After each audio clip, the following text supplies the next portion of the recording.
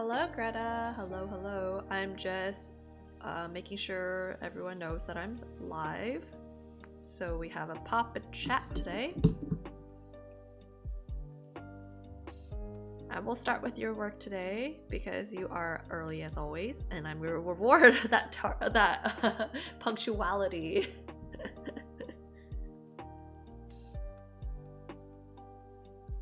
Okay. Perfect. Just let me know if the audio of the music is too loud or perfect, and we'll get started. I know he's not going to be here. Let's see if Jesse will pop in here today, but regardless, this will still be fun because I will always make myself laugh. Okay, perfect. Let's get started with all these studies that you did for Toji.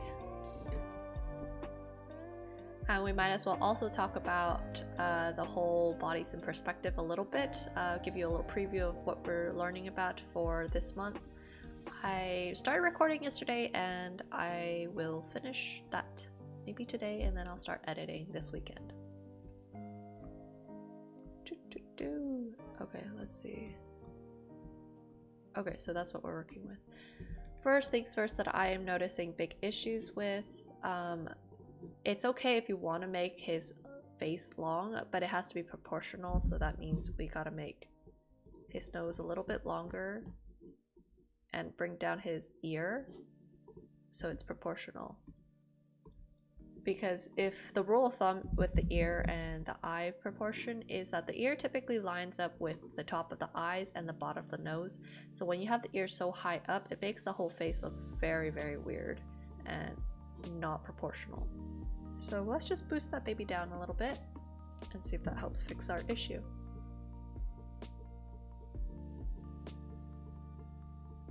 And already you can feel like it's part of the head again. And some other things we're gonna fix up. We're gonna maybe bring down the nose just a tad bit so the distance between his nose and his lips aren't so big.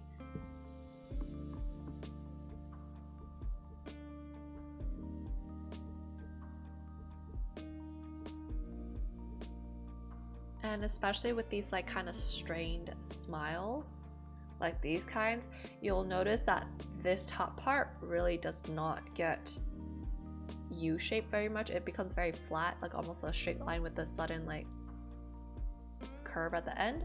So we're going to reflect that.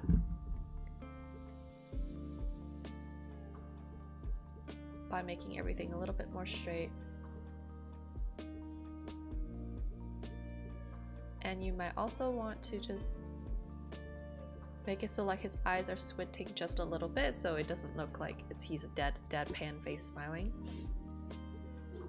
So before, after, just slight difference.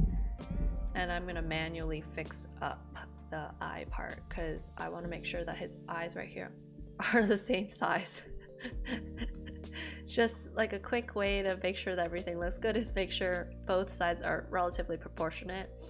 There's no reason that if one eye is so tiny, the other eye would be huge.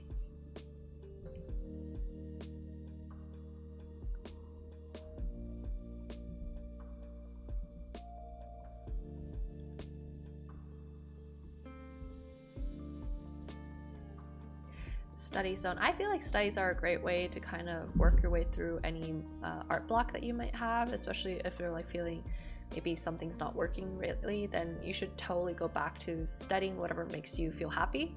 That way you kind of re-energize yourself, your artistic soul, and also kind of build up your skills, so when you do feel ready to do something like original, you have the skills to do it and you're a lot more confident when you're doing it, so you're not going to spend as much time. It can be a lot faster.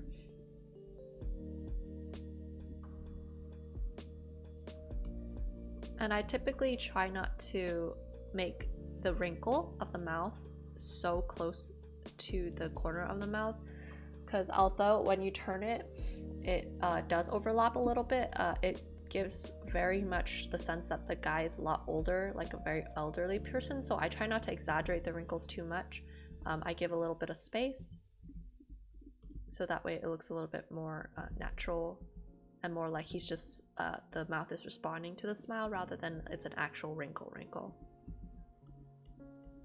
And I know you want to do like that cheeky grin, so that's why I'm trying to give you that cheeky grin, like the very subtle half mouth open. The ones that you see in anime.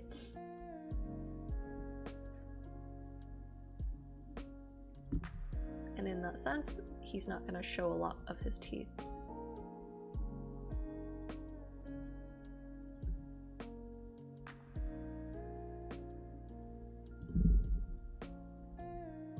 And we're going to make sure the mouth wraps around the face. So from this 3/4 view, you're going to see less of that like V shape right here, and instead you see more of an overlap of the top lip on the side of the lip and then the bottom lip.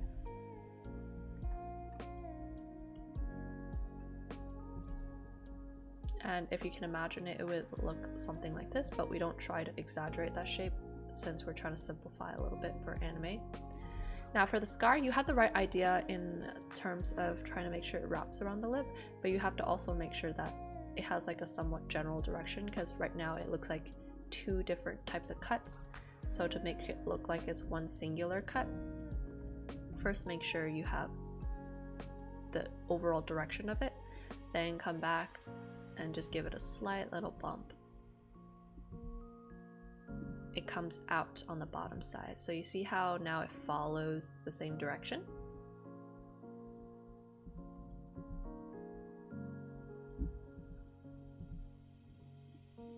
And it reads as like a single cut instead of 2 separate cuts. Okay? And I just like to add like a little extra shadow in here just so it looks like a cheeky grin even more.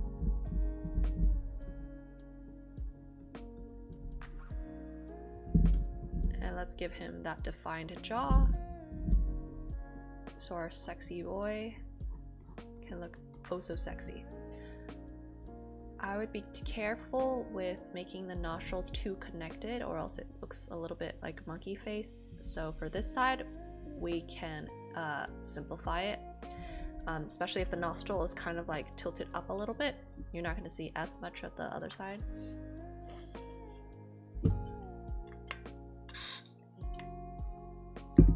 And then eye-wise for this side, let me draw you the guide marks so you have an idea of why I'm fixing it this way. So the face wraps around like this. So that means all those curves around the face should follow that same curve. And you're going to see that the end of this eye should hit the end right here. Aish, aish, aish.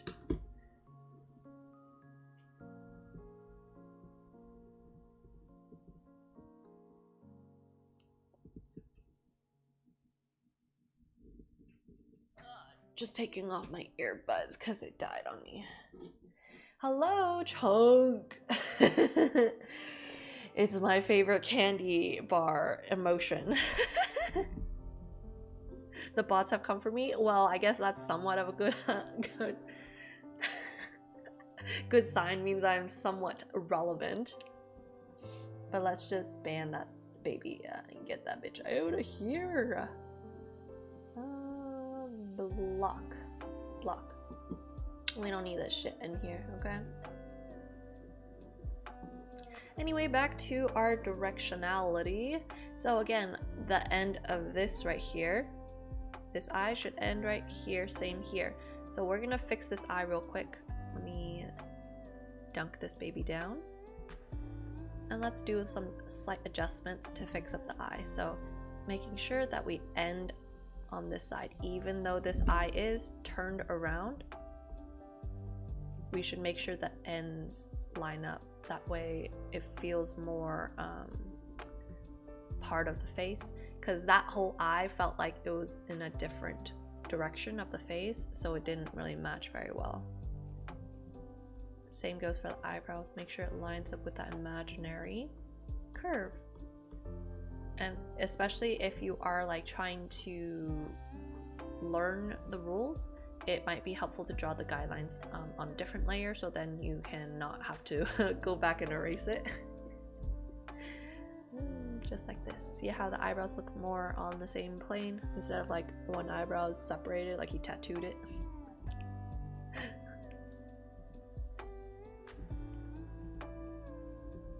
And make sure the irises are always round, no weird ovals. So if it's turned this much, we can suppose there's a little bit of a gap. Since there's a little bit of gap here, then you can finish up the rest of the eye by just drawing the corner of the eye right here. It's gonna wrap around just like right here. So now it matches the direction, and I'm gonna make sure I get that same kind of sleepy look.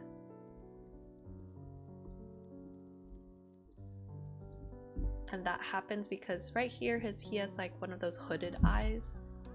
So for evil characters like him, we're gonna try to do more straight, sharp curves or lines, meaning that for his eyelids, instead of doing nice round shape like this, we're gonna aim for more flat shapes, very harsh angles like this.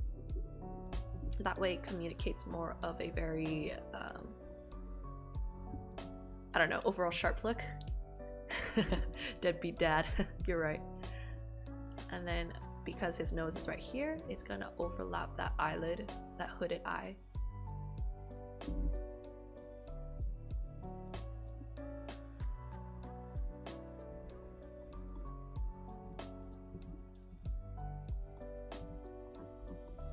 I'm gonna drop that eye over there to give that even more hooded eyelid. And then for the shadow, typically I would go draw the shadow as big as the dip for the nose bridge. That way you can give the illusion of the nose bridge without actually drawing it.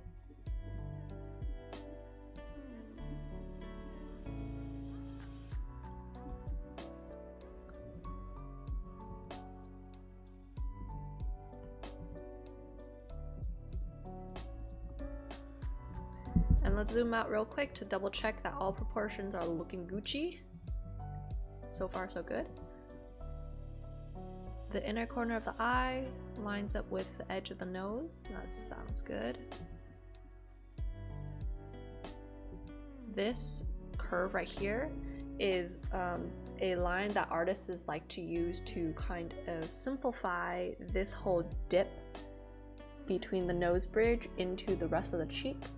So when you draw it, you want to make sure it's in the right place. So right here would be where his eye bags are, right? Then this whole section right here, the under part where the eye socket kind of dips into the cheekbone right here, that little cavity, the part that we cover up with our makeup to get rid of our dark eye circles, that's where we have these kind of lines. So it would sit underneath that. Do you see the difference? And I'm gonna fix up his neck because with the Adam's apple, it's usually not that pronounced. For most men, it's very subtle and it dips right into their collarbone. And let's fix up the muscle anatomy. We have a very strong neck muscle right here. And you can emphasize the musculature of it by doing some cross-hatching like this in order to imply that this is a round, very thick muscle. Same for back here. Usually I don't do too much line on the neck unless the character is like super spindly, very skinny, very sinewy. Because the line work just indicates to the audience like, oh, this is a very hard edge. And we don't want that. We want to imply this is a muscular man. So instead we're going to go for some shading. And be careful with making sure the neck follows the curvature of the head. If the head curves like this, it should be relatively straight, not randomly curved like a little tumor. So let's give him some more hair.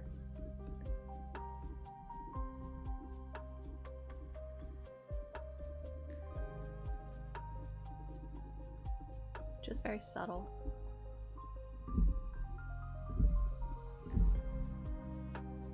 You can break up the shape up here by giving him some shaggy hair strands and round out his head. Less lines. Yeah, like, so look at this reference of this muscular man right here. Got him thick gains. You're gonna see, I know this angle isn't the best. Actually, let me look up a better photo for you guys so you can see what I mean by the line work. So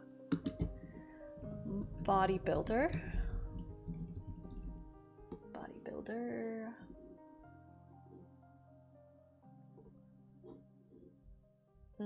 I don't like this picture.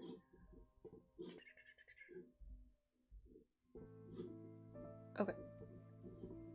Right here on Pinterest, bodybuilder. Do you see how the neck muscle doesn't really create a harsh edge? Do you see how low the contrast is between the contrast is between this shadow right here and this highlight? It's so low. Squint your eyes, you can barely tell it, right? So that is why, compared to say a sinewy man, meaning super skinny men, like a super skinny man right here, he would have a lot more of that definition because he has such low fat percentage, right?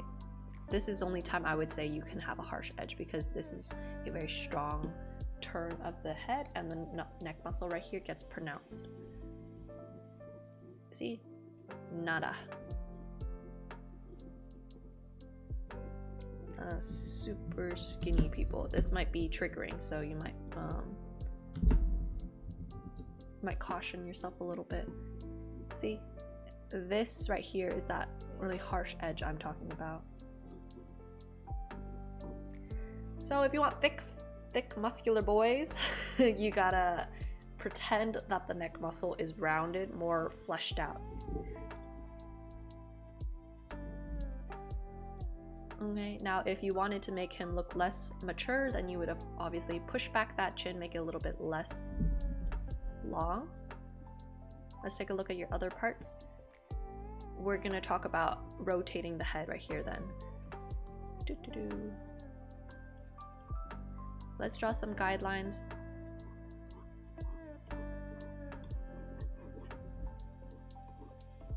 And immediately you're gonna see this inner corner right here. Very, very not in the right place.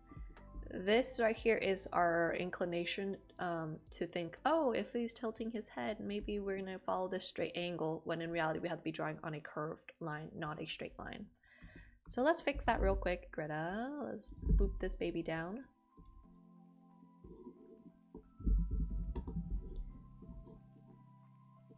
Lots of good reference photos. And we'll also talk about how to simplify what we're seeing in our references to match our style. So first of all, style is as important as it for artistic identity. It does not take precedence over anatomy. So that means we have to make sure that everything is still anatomically correct, or else the style is going to look wonky no matter how good it is. Okay, so bring it down, and already he looks a lot more accurate, right? Yeah, stylizing anatomy is something I think every artist struggles with because it's really relatively not as difficult. It is to just copy what you see. What gets hard is learning how to simplify and choose what you want to communicate to your audience. So there's a lot of, it's just like how cartoons, that's like a type of style where they simplify a lot of the details, but they choose the most important to keep in order to still say like, oh, this is a tiger or this is a tree. So like when you're drawing a cartoon tree, you're not going to draw every single line of a bark. Instead, you're just going to draw the trunk and the outline of the leaves, and you can still tell it's a tree because of those individual elements. Abstraction. So I feel like I do give props to all those abstract artists, because can you imagine how hard it is to try to convert, say, I don't know, like a human face into those shapes Like with Picasso, like how did he think of putting the eye like that? That takes like a certain different kind of mindset. So right now what I'm trying to do is I'm trying to shorten the chin, because when you raise your head, so my chin is like about this long, but when you raise it, this becomes a lot shorter distance. So the chin itself, even though it's really long here, we're going to shorten it a little bit, and the only way we can communicate that length is to make this whole edge of the cheek right here feel a lot more straight.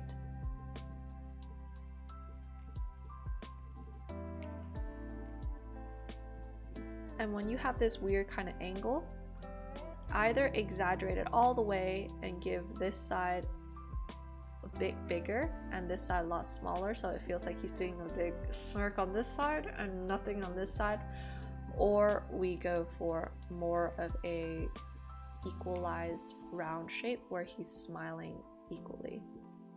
And that's just going to be dependent on you. I want to make him look like a crazy psycho, so I'm going to make one side huge and the other side tiny.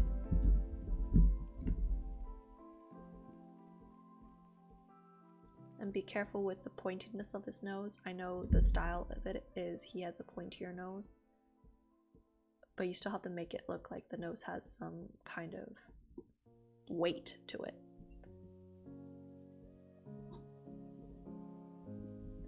So I still gonna fix this face a little bit. So we got the long chin. When it comes to raising up his face, let me find if you had a reference for that one. I don't think you did. Yeah, you didn't. Okay. So when we're raising up our chin, we can just give a little bit of an indication by not completing the rest of the face.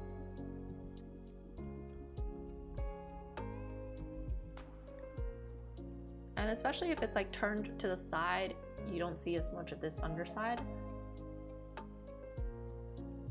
Only time you really see this part is if you are looking at it straight enough and you raise your chin enough. So oftentimes this underside, the double chin, is very much a hidden treasure.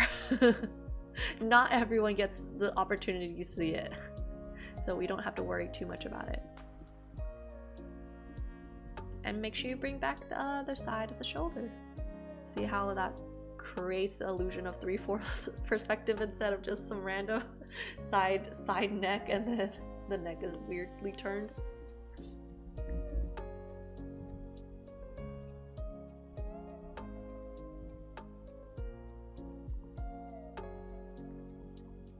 And I really want to make him look very sleepy, so we reduce the amount of the iris we're seeing.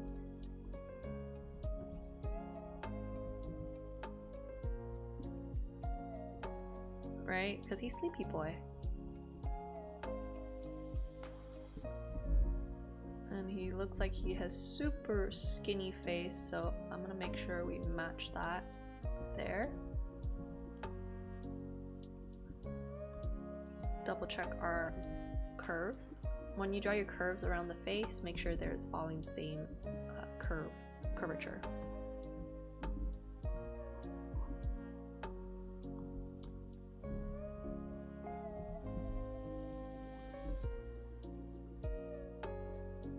And I know there are different types of ears, but when it comes to ears, the most important thing that you do have to communicate is this big fold right here. In this section right here, that little dip. It may vary from people to people, but you need this overall shape right here first before we draw in the folds. Now the folds you can do however you want. Typically when I'm just doing a study, I just go for super simple. I keep it like this and I don't do anything else. But if you feel like you want to add more detail, you go ahead, add some more dips and weird stuff in there. This can vary from people to people. Maybe there's a little curve in there or whatever. This part of the ear, sometimes some people don't have that dip, they just have a connected shape like this. But for today's purposes, we'll just do it simple.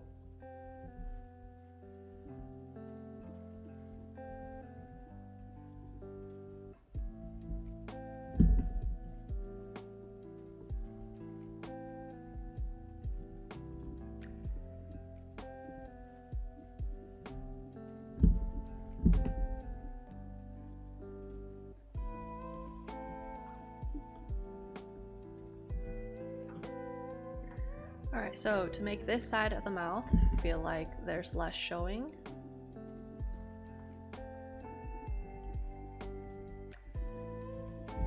we're just gonna reduce the amount of teeth. I also have an issue with the curvature of the teeth right here. We're gonna follow the curve that we have for the face.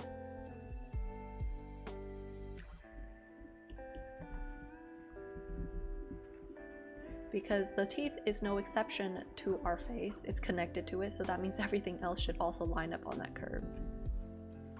So maybe we'll see more of that up there. And we're just gonna do quick anatomy of teeth.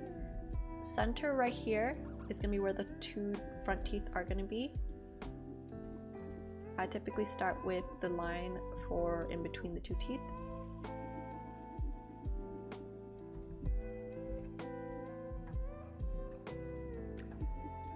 And then let's double check that we have all, this part of the mouth really rarely goes down like this, unless you're deliberately going this way. Most times it's just gonna fall whatever direction that the top lip goes. So if the mouth is like stretching to a smile that's like very gummy like this mouth will respond to that and cover some of your bottom teeth. Holy crap, Kino. He really loves that celery.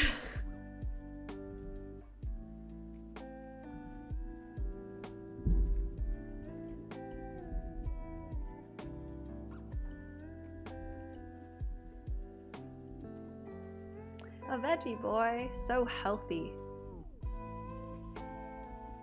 And this side of the face for the mouth. For style, you can do this kind of weird lippy Joker thing to imply that the shape of the mouth is rounded. Oftentimes I do that too. And then let's make sure we capture that fanged look. So right here, middle of the teeth right here, we're gonna erase it away. I'm just drawing it so you know where it should be. So 1, 2, 3, 1, 2, 3, 4. 1,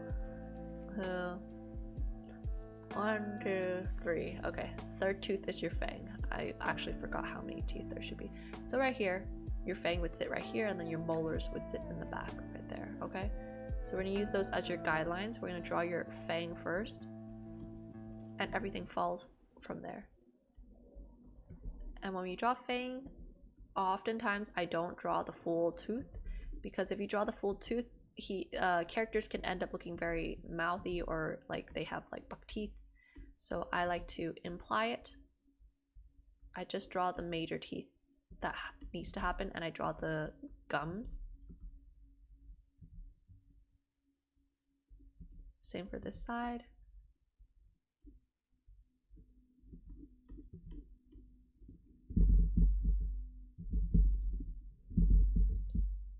Now, if he looks like he has a strong chin, it's because this shape right here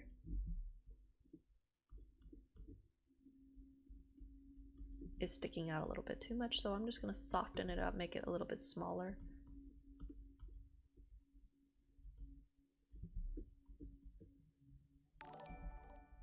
Someone follow me. Welcome, welcome. I don't know who it was because I can't see from this far away. Let's turn on my music again.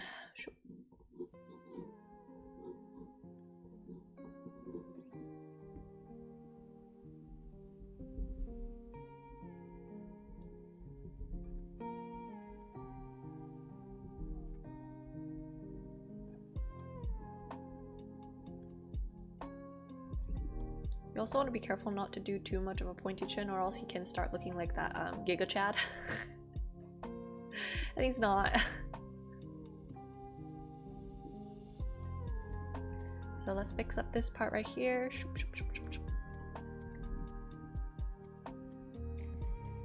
And this is one big muscle right here. One big, whatever, trapezoid muscle, whatever it's called. I don't know what muscle names are. And then it connects to the collarbone. And we get this little dip right here because we have those two neck muscles right there. Dorito chin, exactly. No Dorito chins here today. And you can just finish up the little shoop, shoop. 4 eyes at this angle right here. We create a parallelogram shape.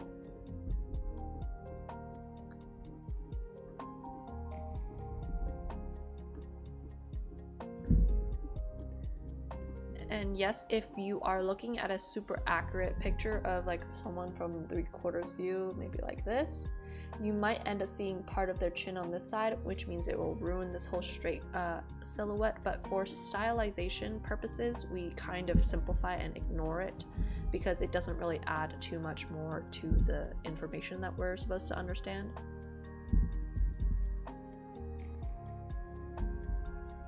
And if you did have like such a raise, like such a shape for the nose here, let's make sure we have that kind of curve over here too.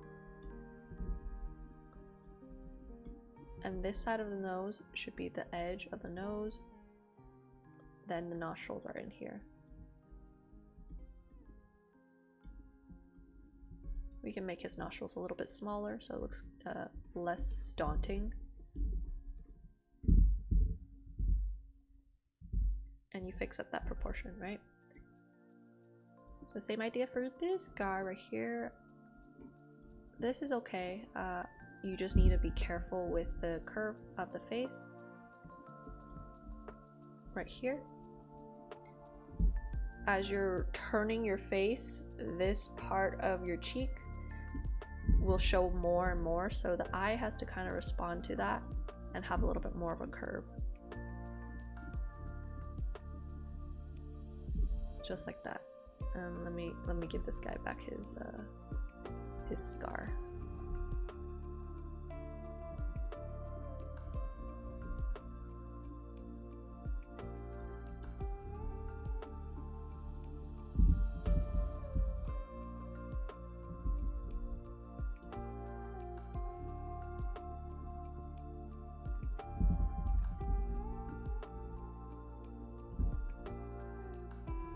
Watch out for making the nostrils too big. If you make it too big in proportion to the nose, it feels like it takes over the entire nose. And let's bring back our guideline. So his face, if you can imagine it, is an egg shape. Right. We have our middle line, so everything should line up along here. So the tippy point of the chin should hit here. Actually, if you really want to make the nose look that way, we're gonna push the face a little bit more this way. So tippy chin right here, curve of the eyes. So we get a lot more tucking happening for here. Let me see if I can do this without liquify. For the edge of the face, as the eye kind of dips down to follow this, the cheek also gets pushed down a little bit. So you have your brow following the shape of the head, and then the cheek dips down just a little bit, and you get a little bit more of a proportional cheek. Your cheek was just way too high before. And let's see, let's fix up the eye curves. So especially if you're coming down, if your eyes are like kind of looking down this way, it looks like it's almost closed because your eyes are kind of looking down, so the eyelids have to follow in suit. So double check. The bridge of the nose hits along that line of the eye.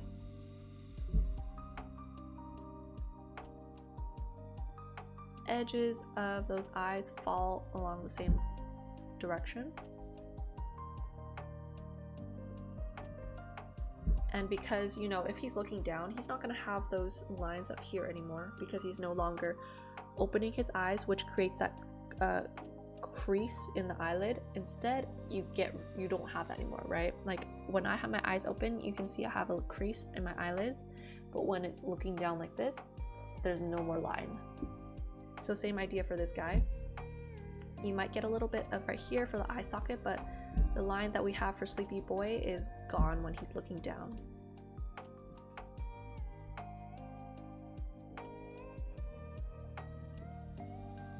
Make sure our eyes are still lined up together on an imaginary curve like this, okay?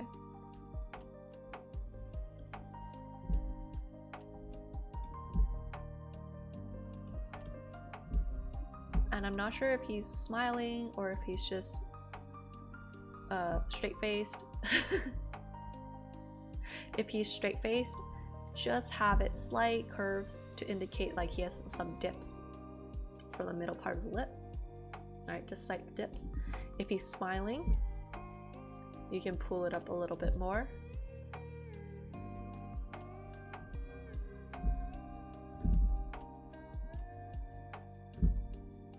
And just make sure this edge of the lip, the mouth right here, will wrap around a little bit lower before you come back up a little bit.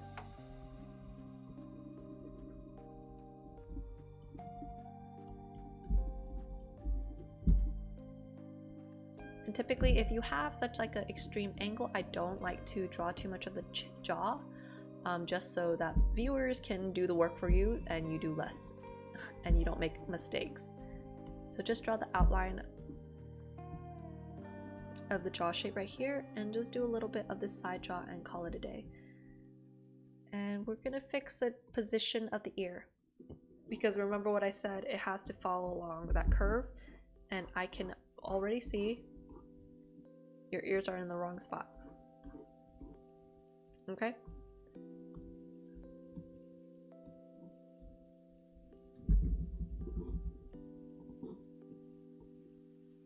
And I'll also talk about the anatomy for here real quick, which you will heavily benefit from this month's video, because we're going to talk about how to use different types of guidelines or methods in order to ensure that the body still lines up in different perspectives.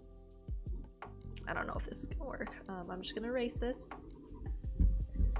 Following our guide marks, the ear. Don't make it too far away, especially, let me see. Where's your reference picture? Right here. So this shape right here, we can simplify with a simple dip for the eyebrow and then a straight line for the edge of the jaw.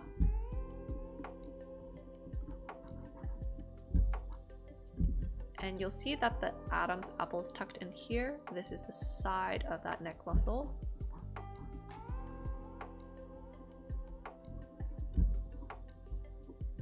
And you'll also see, it sits pretty high up. This guy, his face is pretty tilted actually, so we're gonna try to match that same tilt since you said you wanted to study it, right?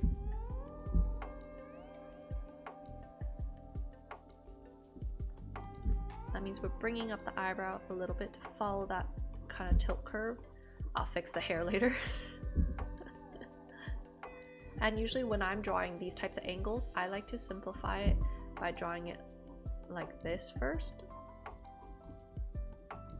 And I double check that I got all the angles and everything correct before I draw any of like the details, like the eyebrows, the eyes, or the side of the face.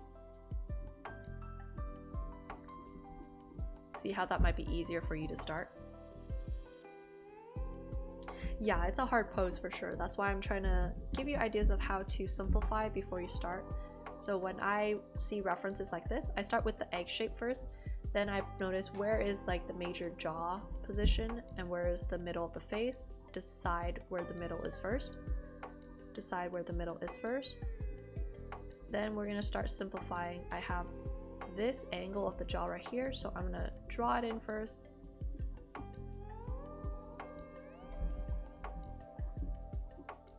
Find your eyebrow.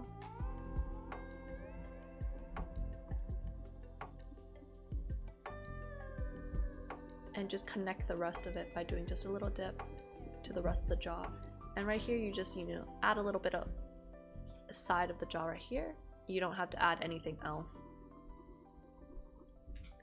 And just make sure we lined up the ear to the eye. So if I have my eye line right here, right, I'm gonna make sure the ear, we start drawing it relatively close by. So the whole jaw should end up feeling like that, but we're just not gonna draw it. We're gonna let shadow or whatever do the work for that. And you got yourself the jaw, right?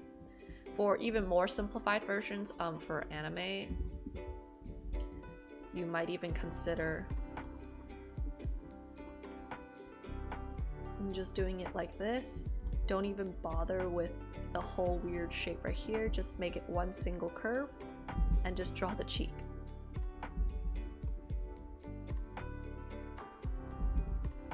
For men, you just extend the length.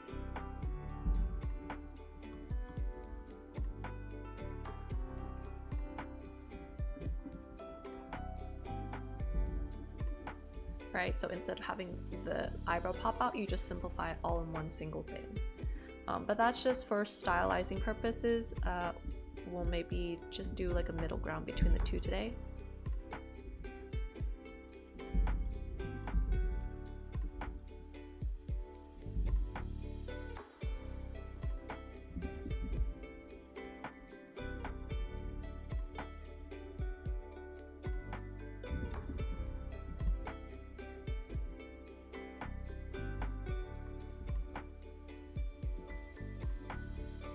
I usually just like to do a little bit of like a shadow shape right here, so you don't have to worry about drawing the other side of the nose.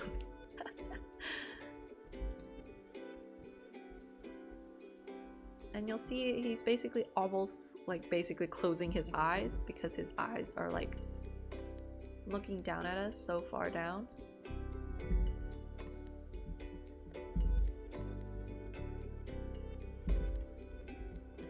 And it's going to exaggerate the under eye socket.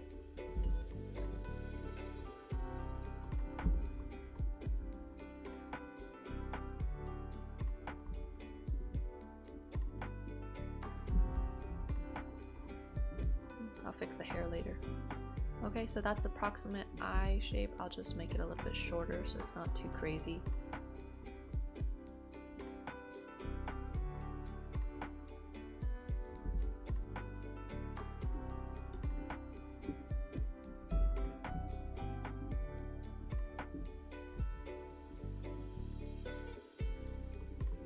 We find our ear shape right next to the eye, nose,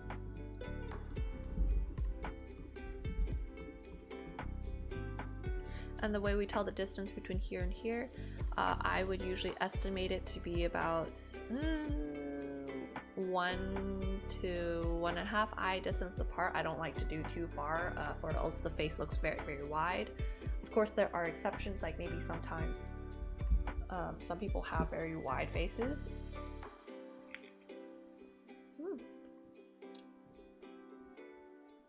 So they would have like the ear very far apart. But if you saw with my reel, I like to keep the ear distance from the eye 1 eye distance apart so it doesn't hit the uncanny valley.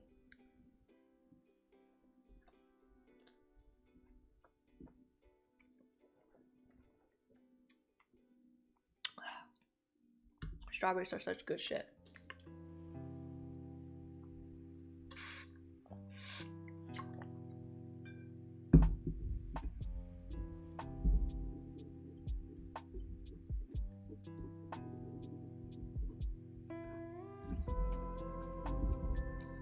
And so his hair doesn't look too flat, Greta. Just make sure you have some strands poking out a little bit to give him volume.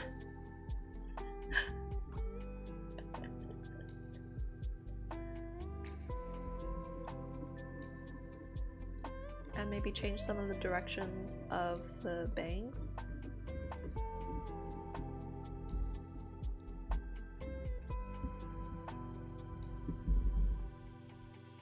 I'm also going to shrink his neck size just a tad bit because his head looks so small in comparison to everything else.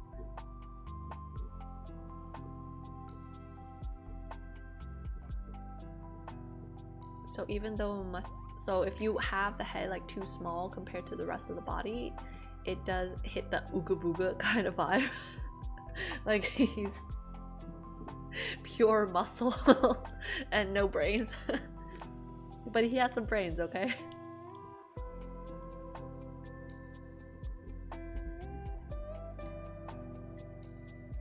Okay, in regards to the angle of his body, let's zoom out for this one.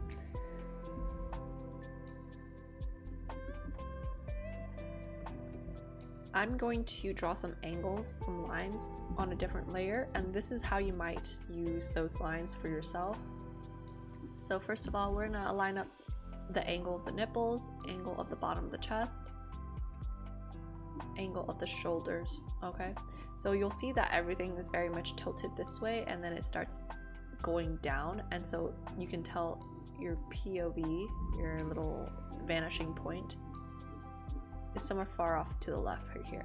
So we gotta make sure we line up those things. Same thing for here for your references.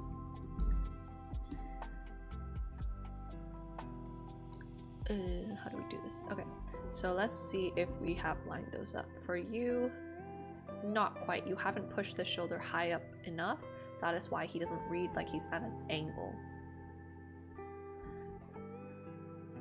The nipple, you see how it's too angled up. It should be a little bit flatter because this is kind of like your midpoint. This part is fine. But when you don't have these two correct, it reads very, very incorrect. So let's fix this up with a liquify if we can.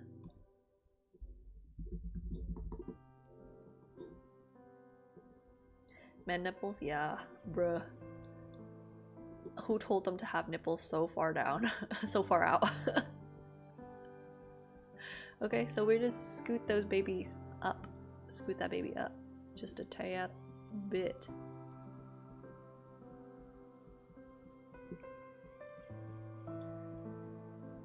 Same for the nipple here. Scoot this part of the chest down so it reads like he's tilted. And so again, usually when I'm like drawing these, I like to draw the general shape of the chest and the direction of the chest before I draw any details. So I make sure I hit the shoulder. The neck is going to be here. Your head is going to be here. Make sure that the edge of the chest is farther out than that head. Then I use my lines of angles to double check that I have everything correct. Right, and then you start adding all your little basic shapes. That's how you would go about it. Right. Edge of the nipple, nipple right here, shoop, shoop. And then I simplify the rest of the chest like this first before I even think about doing abs. Misu getting super jilted.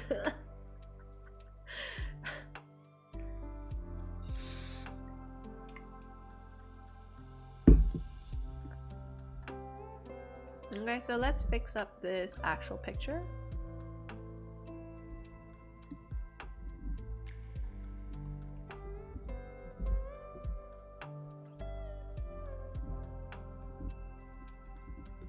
This edge of the neck tucks in a little bit. It gets hidden by a lot of the pecs because he has such a strong pec game. I don't usually draw flat shapes right here because do you see how it's very much like a curve shape, almost like a women's breast right here? When they get to be that built, men's pectoral muscles end up very round, almost like women's breast tissue, just not as saggy because they don't have as much fat tissue in there. So this part, shoop. So when bodybuilders say they might need bras, it's not incorrect because they do sometimes have chests as big as like a double D, I think.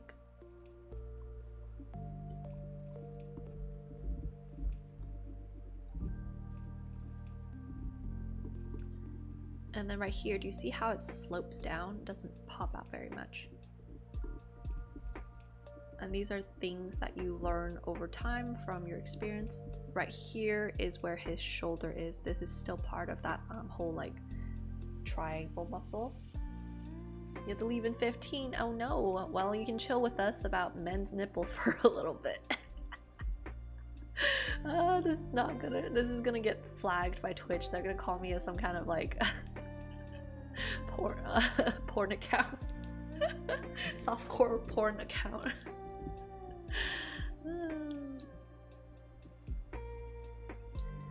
And then you see how the armpit kind of tucks into the top of your pecs.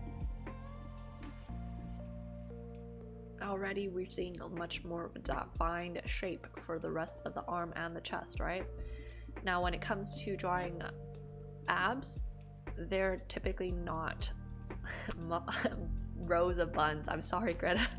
I know you want to exaggerate the muscle itself, but muscles are very much connected to each other, and most people in the world have a layer of fat on top of them, so they're not going to be very well defined like you drew them. Even if Toji is the man of everyone's dreams, he still has to have some sort of realism to him, or else it's not fair to the rest of the men in the world. Hot cross buns, exactly. So give a little bit of an S shape to them. Some of them might not be as round. You can have some pop out just a little bit, but most of them are going to be relatively similar to each other. And you need to bring the rest of this up. It's too long. His torso is too long.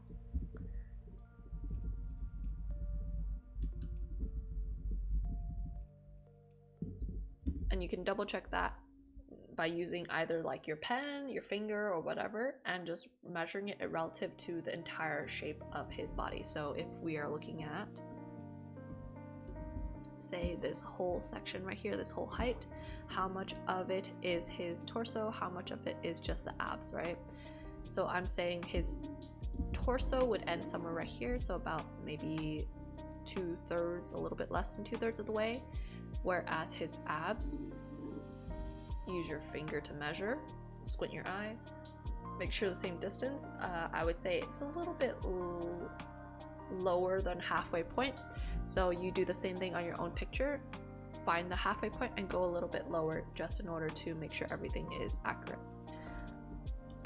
Now if you're just drawing like a person on your own, how do you tell whether the proportions are correct? Good rule of thumb for me, I like to have the torso end about halfway of the entire length of the body, and in comparison to the chest, I would say no more than, say, 2/3 of the size of this whole torso before it starts looking like Slender Man. But these are just general guides, not hard fast rules. So do your research, and when you draw more and more of these types of studies, you're going to get more comfortable and your eye will be trained to recognize, okay, is this proportional, is this whatever. So when I'm sketching, I will draw these types of lines, but I would not draw the edges of your abs, because do you see a line right here? I do not. So if I don't see a line, I do not draw it.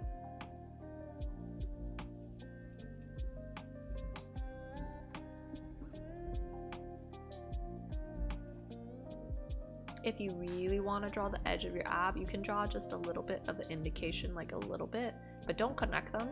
Once you connect them, you run into the territory of it looking very hot cross buns, like you said.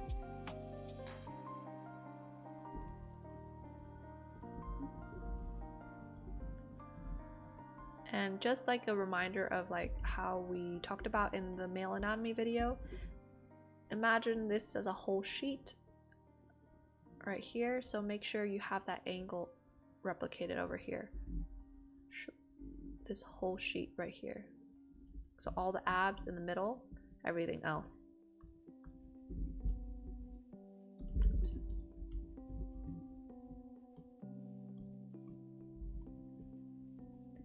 And I typically only draw like the V shape meaning like the groin muscle. I don't really draw this muscle too much on the side. You can draw it a little bit, doing a little bit of cross-hatching like this to imply that this is a round shape. Like look at how big that shadow is, and that's because the muscle itself is like really pronounced and very big.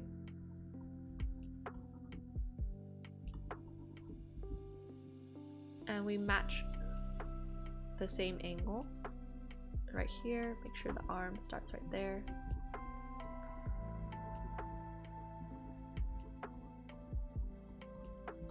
You don't have to draw the rest of the hand, obviously.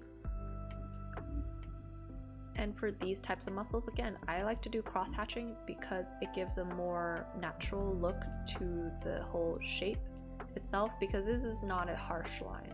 This is a very subtle shadow or subtle shape.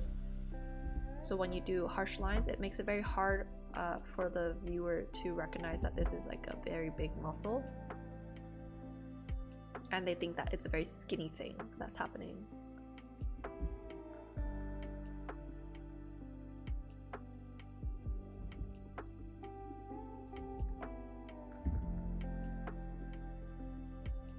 Instead, I would do something like that instead.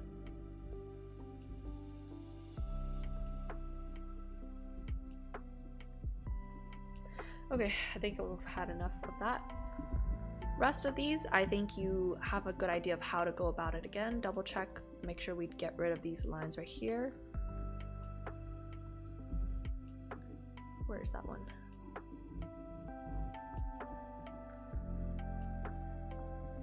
Make it a little bit more subtle, so this line in the middle, I would go for more S shapes. Don't draw the edge of those abs right there. I would instead encourage you to draw the edges on this side because you have that shadow. And it'll look a lot more natural.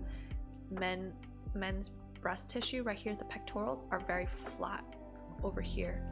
It only gets rounder around the edges. So don't give them too much of a credit.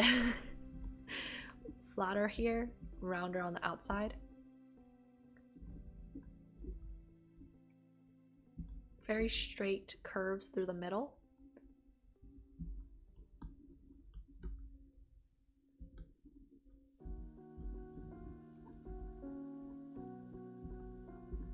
And make sure this right here, diagonal right here, and then connects to the rest of the body. So what's happening right here is that he has his collarbone right here. I'm gonna drink some water. My throat's like killing me.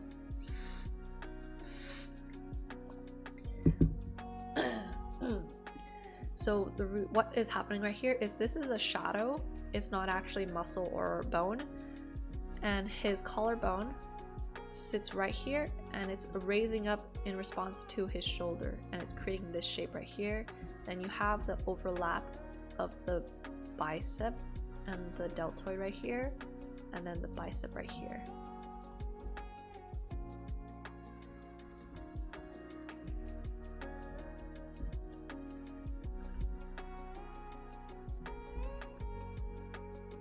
And that's how you might want to draw this.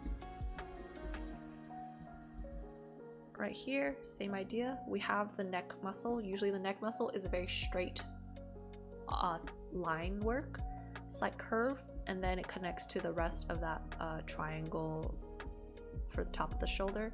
Make sure we line those up same height.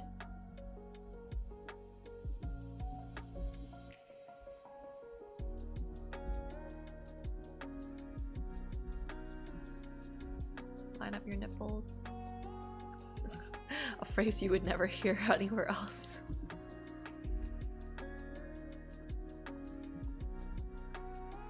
And right here, because the muscle of the bicep is so big, when it overlaps, it creates a straight line instead of like a curve. Okay, so the anatomy is slightly better now. Of course, I think his head might be a little bit small, which is why his body looks so big and he looks ooga booga. So I'm just gonna shrink the size of the body just a tad bit. the nipple bit. Good lord, this is gonna doom my career. Greta, what have you done to me?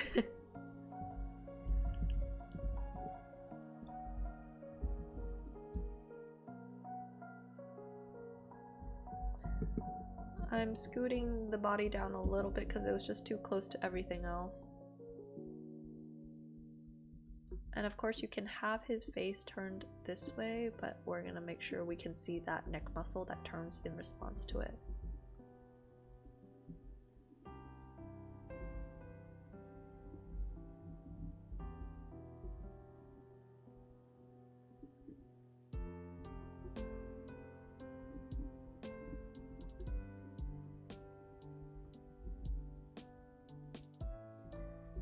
If you really do want to showcase this, I usually like to just do a little cross hatching for the muscle a little bit to imply that there's muscle here and there's abs. Otherwise it looks very weird.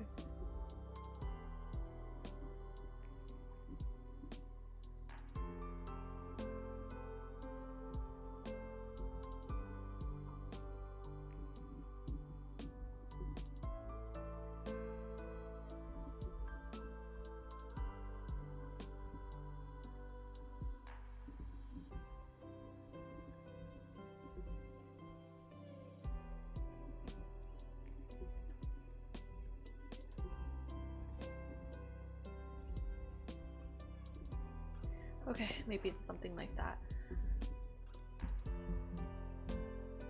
This one's okay. Just bring the eye down a little bit.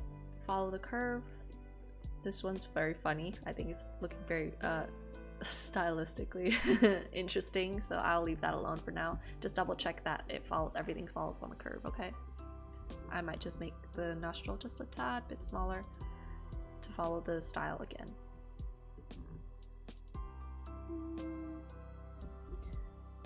You can tuck his face in a little bit. And again, make sure to give his hair some volume. I feel like all his hair right here is so flat. You could just add a couple, I don't know, strands here and there and it'll look a lot better.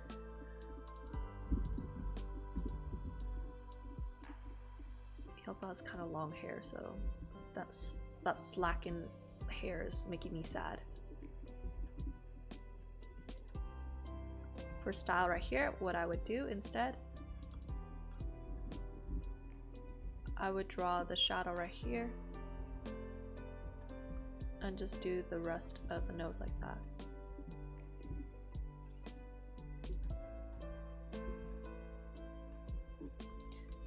And because we want to make him look scary daddy, we leave a little more space under the irises so he looks like he's kind of droopy eyed. So that's slight differences that we would make in order to make everything look proportional. Okay. So before, a lot of issues with the angles and anatomies, and after we fixed up a lot of stuff, made things a little bit more proportional, etc, etc. And of course I still have a lot of things to say about this. This anatomy right here is fine, but this right here is a little bit too much hot cross buns. But we'll save that for next time. Okay. We'll move on to Jesse, because he didn't have too much to do. I just pulled out some of his sketches stuff, and I thought it would be interesting if we talked about this right here and how to do leather work right here and shading of the leg. Get my Cheetos. I'm feeling hungry. Is this ASMR?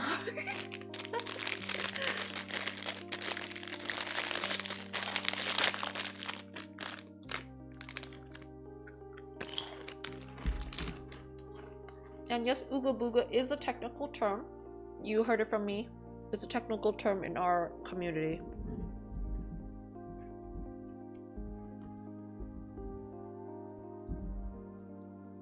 Okay, so when it comes to shading legs,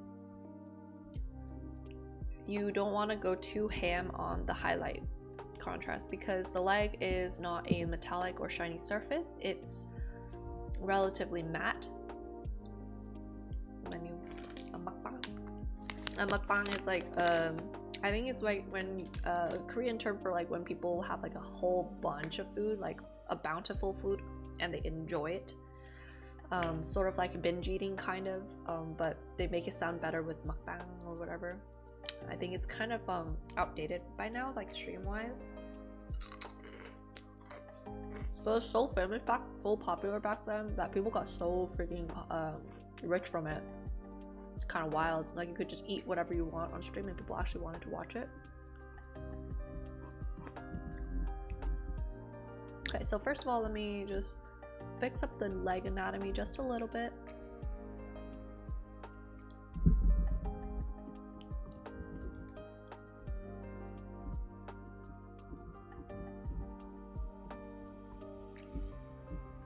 Your knees would start right here. You need a little bit more curve to your leg in order for it to read as a leg instead of some matchsticks.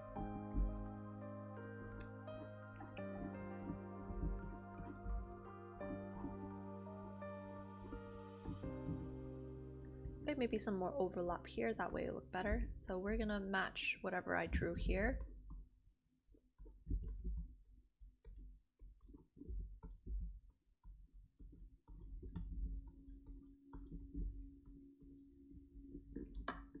Oops.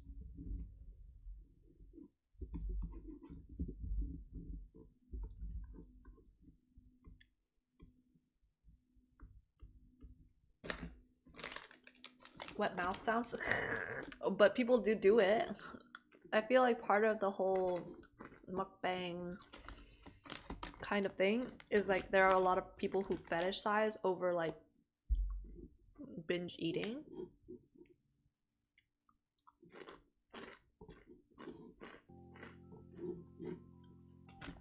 Which is why people like it so much. They're like, oh, wet mouth sounds. Oh, yum yum yum yum.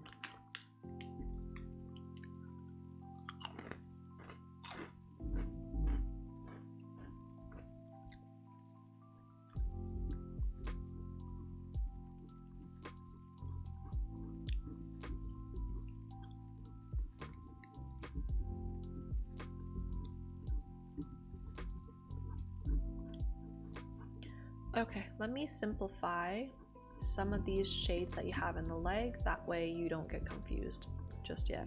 Because you have a lot of colors and I think it's because you have so much, your brush is not that great. You need to find yourself a good big soft brush and a blocking brush so that all this becomes a lot easier for you to do, Jessie.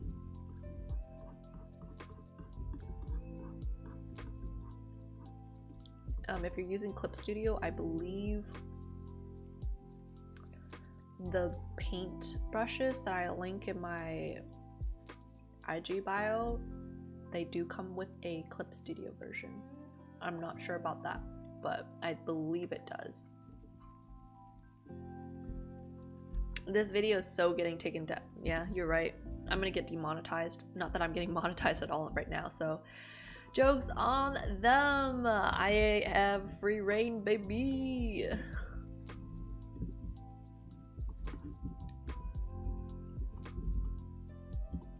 Okay, so this whole leg right here, let us simplify our values real quick.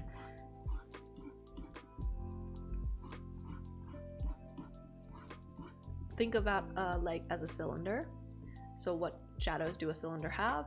It has the highlight section, slight shadow, and then the darkish core shadow, right? So that's what we're doing right here.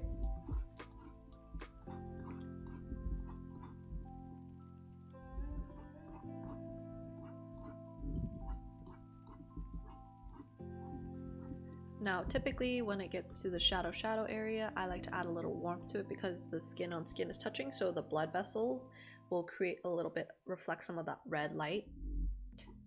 You could just do a little bit of dark shadow for like the very closest sections where they're touching, but otherwise it has a little bit of warmth. And then for here, because the leg's not touching anymore, we get a little bit of that light shining through again.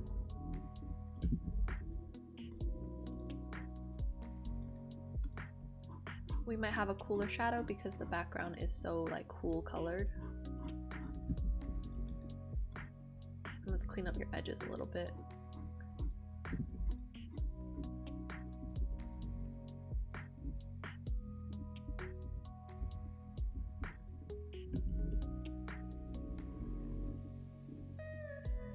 Alright, we're going to simplify this all into one singular value.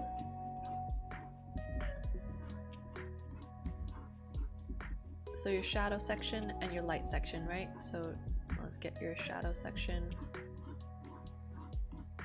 and then your light section over here.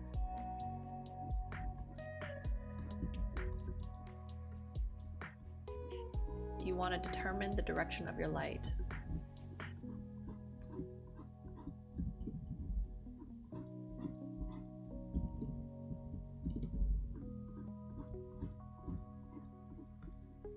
Okay, so it's right here, we have the knee right here, you would get some shadow, so we're going to extend that shadow up.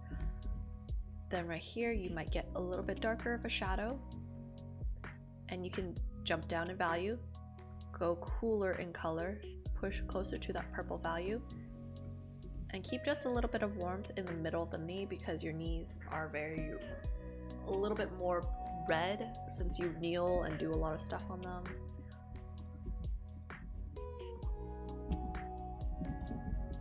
But don't go too crazy ham with the shadows.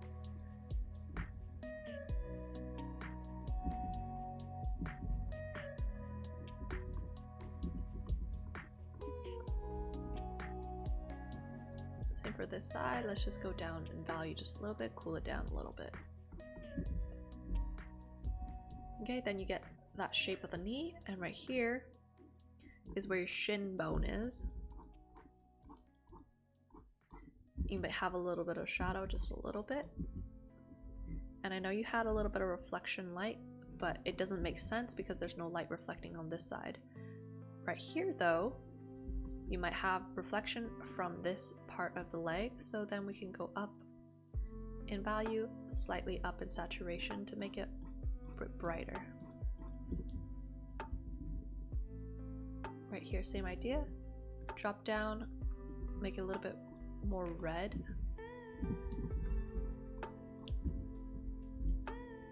So it feels more like it's part of, say, I don't know, like your skin, because your skin is very, very red, especially parts that touch each other.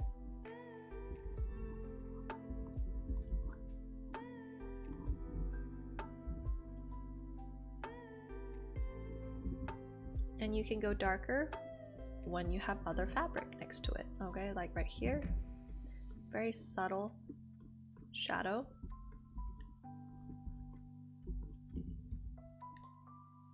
But still following that cylindrical shape, because remember your legs are cylinders, just with extra detail.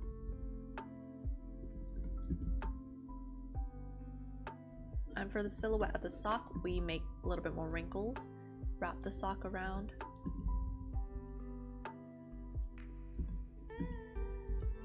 Same for this side.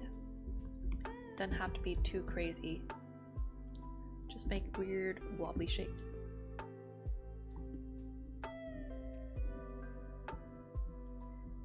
And to make this super, super realistic, we just add a little bit of a core shadow straight down the middle with a little bit of a blocking brush.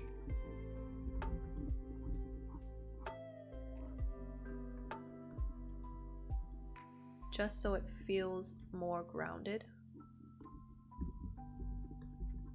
Because this part of the shin is very flat usually.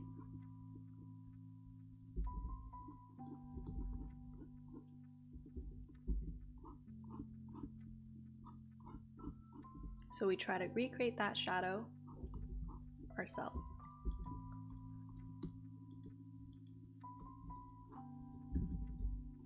I might bring this shadow over a little bit more, make it even farther out. So now we can come back in and bring some of that brightest brights. So if you have a cool background, maybe your consideration is you make a warm light. So I'm gonna go for this kind of yellowish, goldenish color. And we're gonna be subtle about it. We don't do too much, we just do a little bit. And if you have a texture brush, you can go ahead and add a little bit of texture to the skin to make it feel like it's realistic. Of course, don't go too ham on it.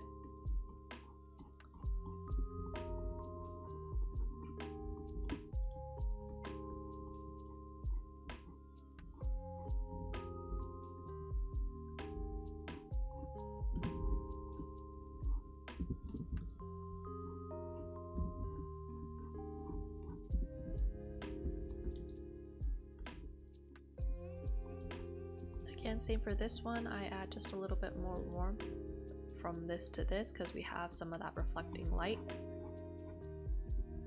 Then you can cool off that bottom part of the thigh because maybe the ground is bouncing back up towards the thigh.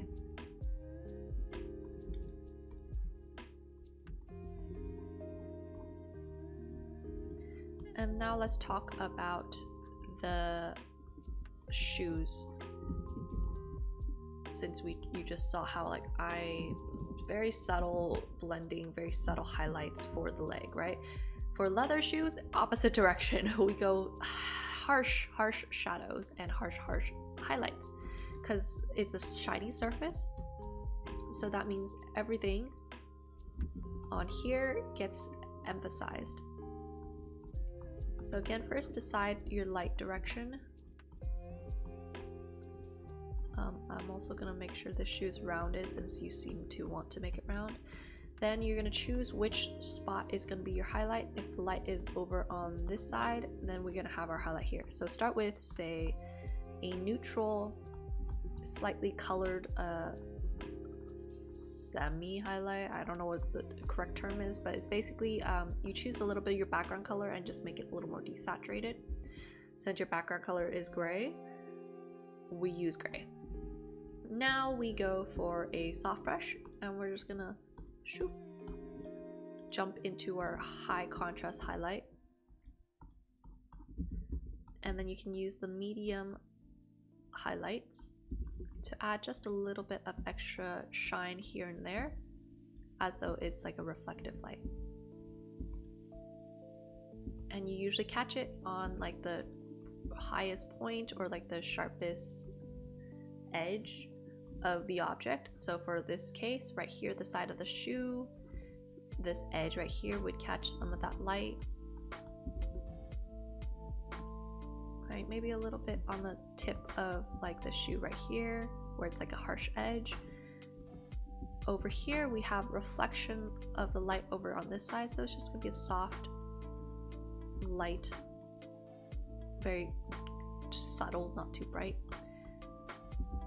This side, same idea. This side of the shoe might catch the light from here on top instead because the side of the shoe is kind of blocking a little bit. Now these shapes don't have to be like super perfect. You can go as crazy as you want. That way they feel more organic, more realistic.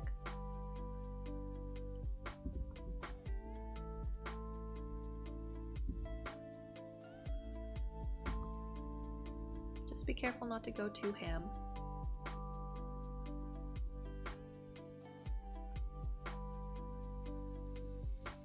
For this shoe, I'm gonna change it instead of a block heel to a rounded heel because most of these Mary Janes don't have that blocky shoe, especially blocky heel, especially if the front of the heel is like, front of the shoe is a very round shape.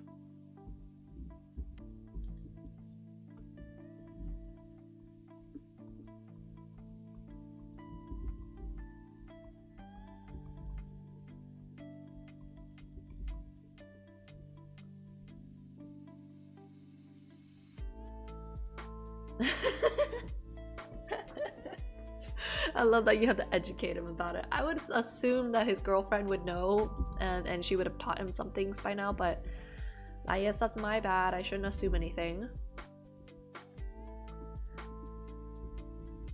I'm also going to warm up the shadow a little bit here because again, remember we have a little bit of that skin right here and it's gonna cast a little bit of a light colored kind of shadow instead of just pure gray.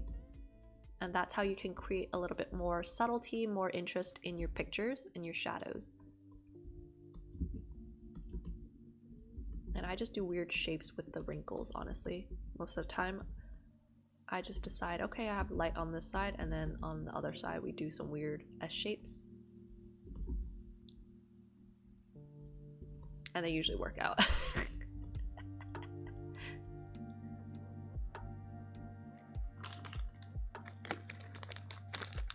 A hard mode for fashion. That is true. Like if I said a kitty heel, I don't know if they would even know what that is. I hope they at least know what the Jimmy Choos are.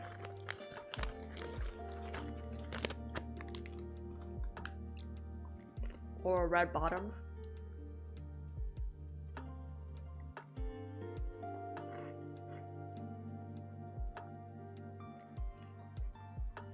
Considering there's that that Cardi B rap about red bottoms, if they don't know what it is, I feel so sad for them.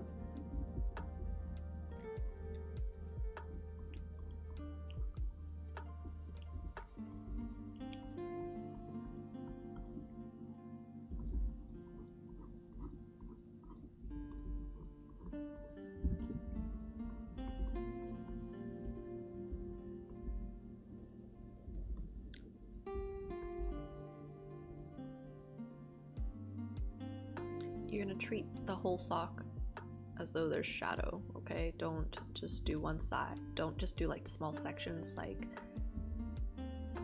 the sock is still sort of like if you were to treat it cylinder, just very wrinkly.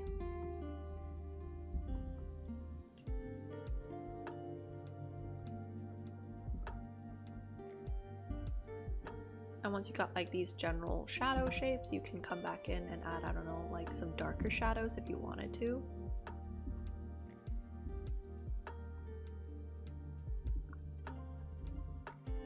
Like maybe in here, like the corners.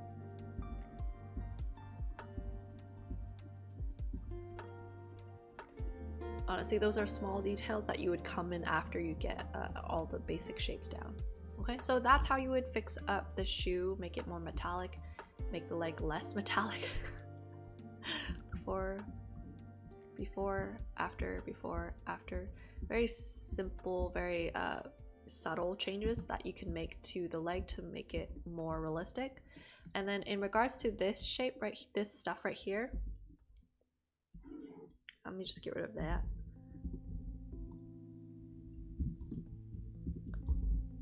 Because this is a very good segue into like this month's tutorial on bodies in different angles, because I'm going to talk a little bit about overlapping parts of bodies, and that's something Sullivan,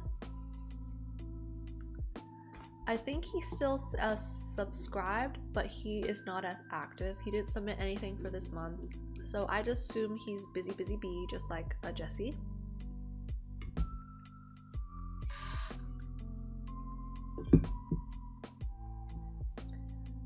But anyway, so when it comes to overlapping parts, it can play a very big role in like communicating perspective. So like when you have this hand like in front of the forearm, it makes it look like it's poking out into our space, right? So I just want to do a little bit of a critique on the hand.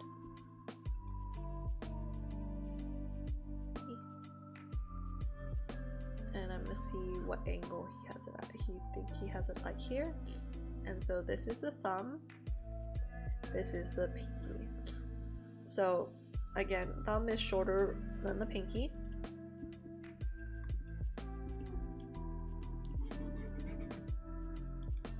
So when we draw this, we want to make sure that our pinky, even though it's like foreshortened like this, is still longer than the thumb.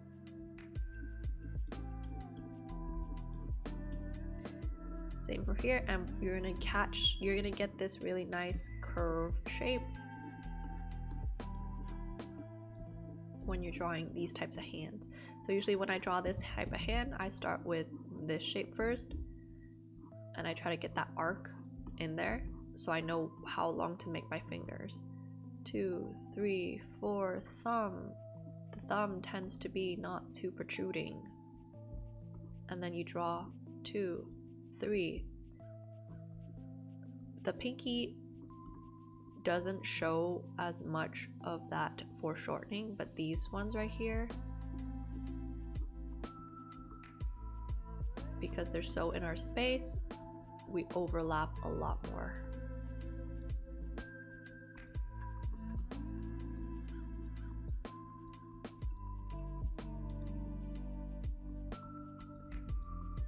And usually we see like the first finger joint that's like hiding everything else, right?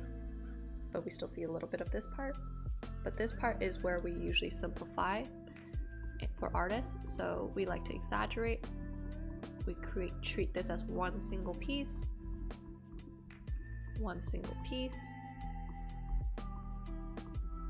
and you just have like the little knuckle right here, the top of the palm,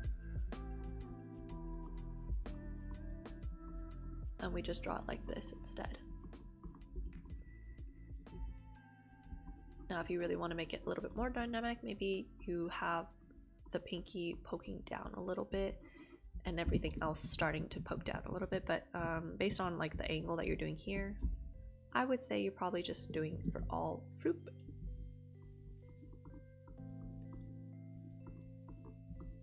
And you typically have that kind of arch right here in the middle, right? You see that?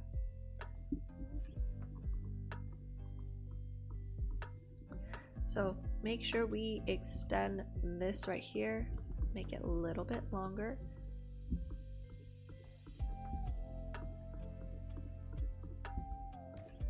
And you're gonna treat everything else besides the middle finger in the direction that they are pointed towards. So this side, we're gonna curve to the left, curve to the right. And this one right here, we can have equal distance to all of it, so we create like a little oval shape right in the middle.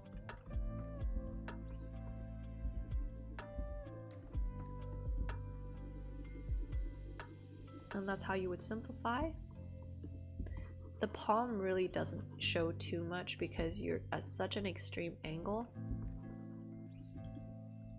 We're bringing down the thumb because the thumb does not get the chance to curve too crazy much in comparison to all of the other hands, all the fingers. How do I match this angle? Right, so this part, typically you are inclined to naturally just let it rest down further, whereas these fingers might curl up a little bit higher.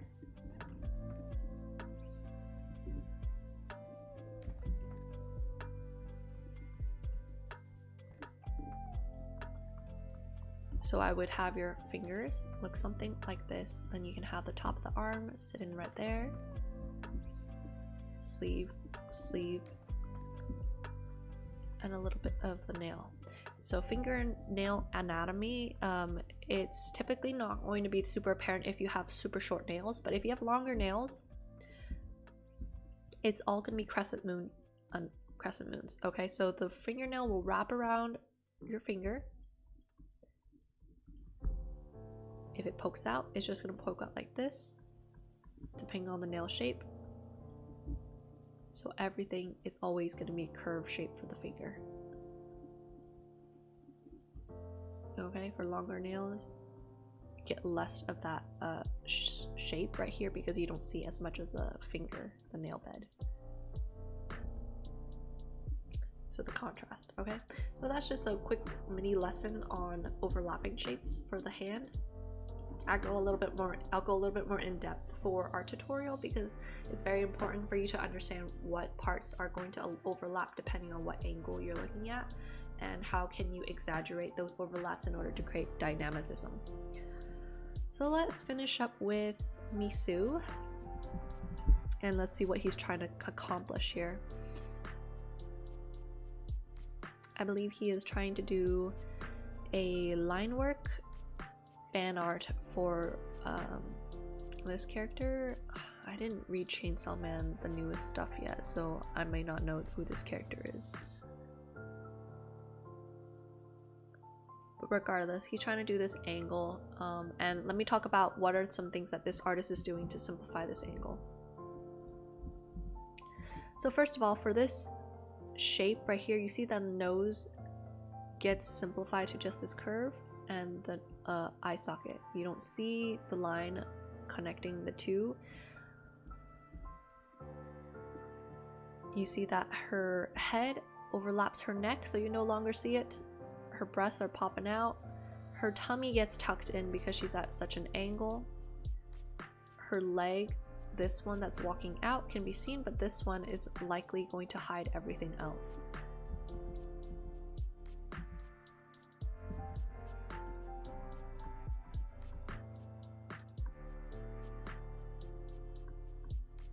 Okay, so, and you are figuring out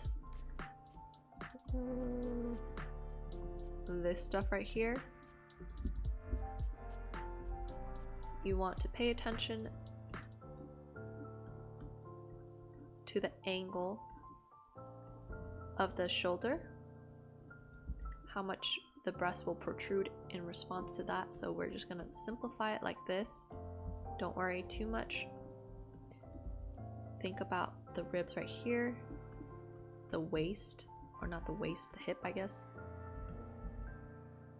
Then the hip's gonna follow from it. Because the waist is right here, that means the crotch is also gonna be sitting pretty close to that section right there, okay?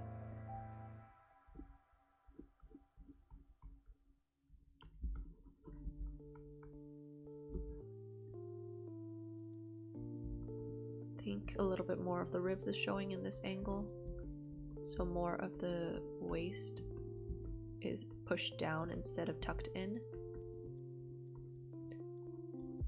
That also means more of the arm can be seen from this angle instead of being hidden too much, but you want to make sure that we line it up.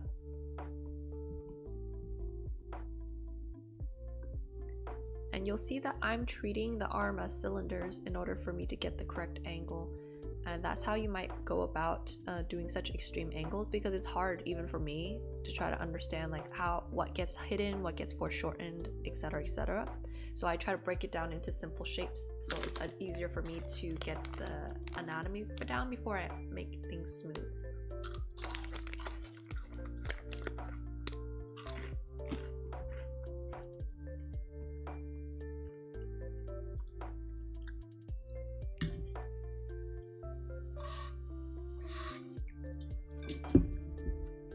And one thing you'll note, from this top-down angle, the neck is hidden, right? And that's because when you're looking top down, the spine sits closer to the back of the body instead of the front, because it's the spine, right? So the spine should be aligned with the back. So even with the head, you want it to lean a little bit more towards the back rather than the front. So don't give me super crazy heads that show off more of the back, unless you are looking at the character top down from far behind, like right here instead of like right here. Okay, right here you're gonna see directly straight down. This head is gonna line up closer to the back.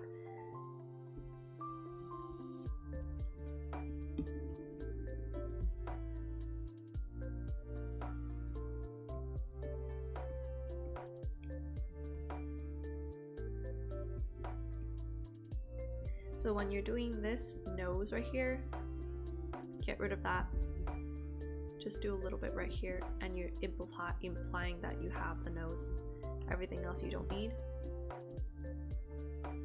Just make sure the chin is nice and small because it's foreshortened away from us. The head can be huge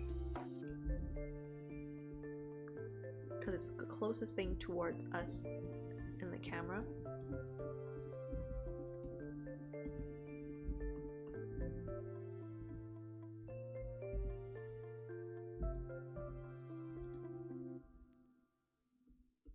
And let me help you erase away so you can see the eye stuff more. And if we take a zoom in, you'll see that the bottom eyelid basically touches the eye because you are looking at it such an extreme angle. So we have no space for any of that that eye space nonsense.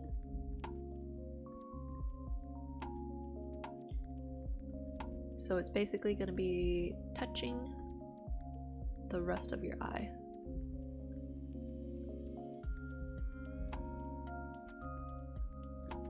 And then you can have some of those eyelashes.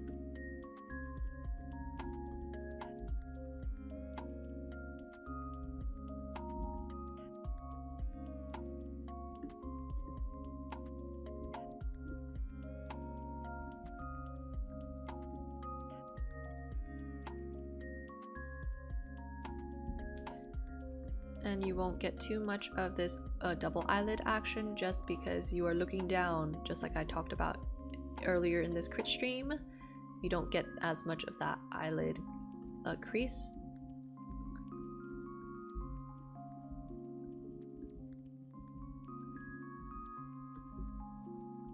Same for right here, it's tucked in a little bit more for the under eyelid. So even that little aegusal gets tucked in a little bit.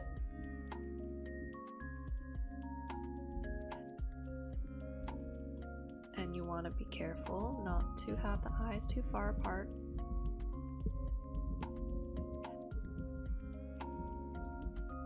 And then when you start with this oval shape.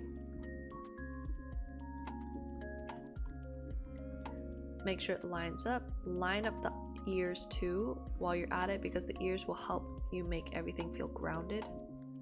Find the hairline.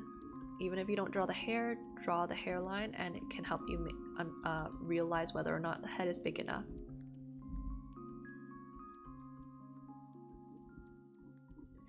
And once you draw the shoulders, come back in, draw the breast. You can simplify it as like a loaf of bread. And since she has bangs, we're just going to figure out where her hair part starts.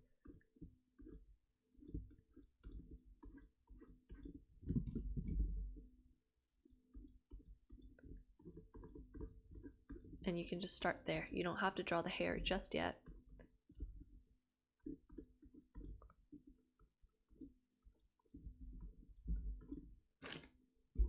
Oops.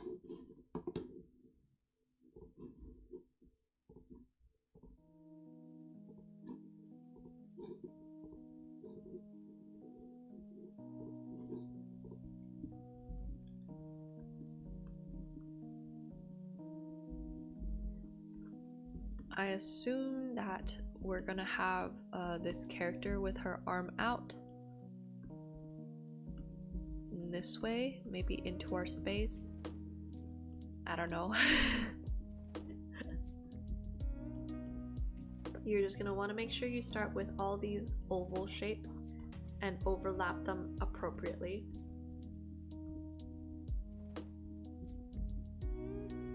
And based on these oval shapes, you can figure out, okay, this needs to overlap, this needs to overlap.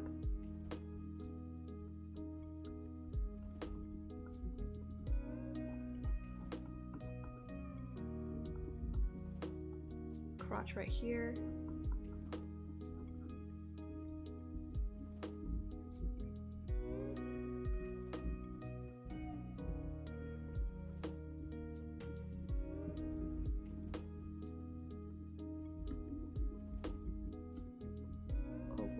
I'm gonna go back to my oval shape. Then for your legs, one thing you can do is you start with curves to get the general feeling of the leg that you want, and then come back in and follow the shape,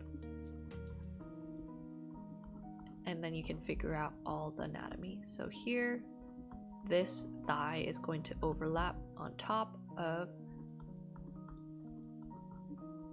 this quad, or not quad, the calf. Yeah, the calf. So we're gonna make sure we draw a little cylinder. Don't worry too much about the curves just yet, and then add that back in.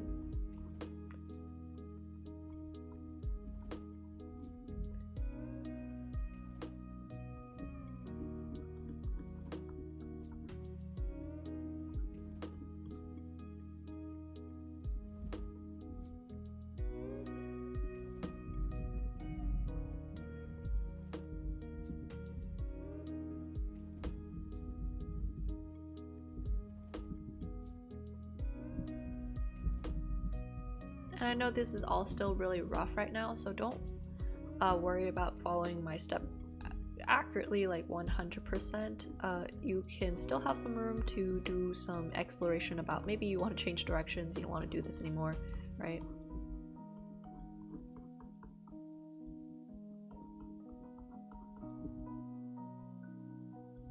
So I'm going to place where the knee is, and then I'm going to double check that everything overlaps properly. So the knee would be right here, overlaps a little bit.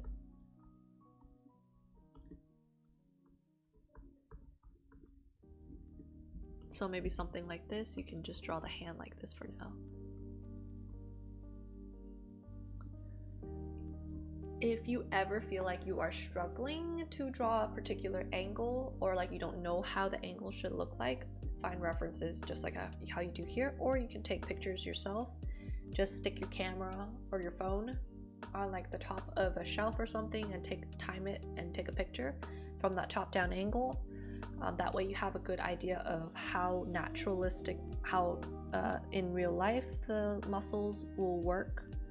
Because as much as Portrait Studio is helpful for getting the right overlapping, it doesn't tell you how real muscles look like when it's moving, because it's too stiff. It's just shapes, right? Real muscles are very loose, very fluid, so that's why real life studies, or like real life model studies, are still like the best way to improve your anatomy. So if you have a chance, or like if you ever see like a Zoom session or whatever, jump on and learn a little bit from it. So that's how you start. And we still have some time, so maybe I'll show you some of the stuff that I've done for the tutorial, or actually I'll save that for the tutorial. We'll do a little bit of like my own personal art, and we'll end it there, okay? So before after, just to get you started on this piece, Misu, I would just be careful in terms of the extreme angle and everything. So if you do this angle, start with basic shapes. Don't jump straight into trying to outline it. It'll be very difficult and it looks very stiff in turn. Okay, and don't jump into color just yet. I feel like you are doing such a great thing with the black and white. You're getting very, very good with your line work. I want you to kind of solidify a little bit before we jump back into color again, okay? So let's save this here. Save. I'm gonna save these two together.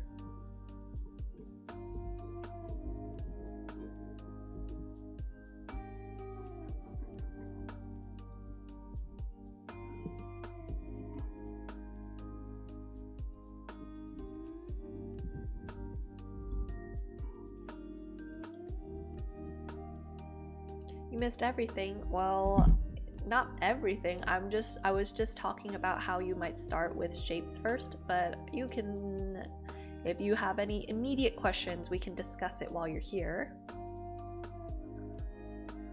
Because we still have about 40 minutes. I was just gonna do some personal art, but if you do have questions, please feel free to ask them.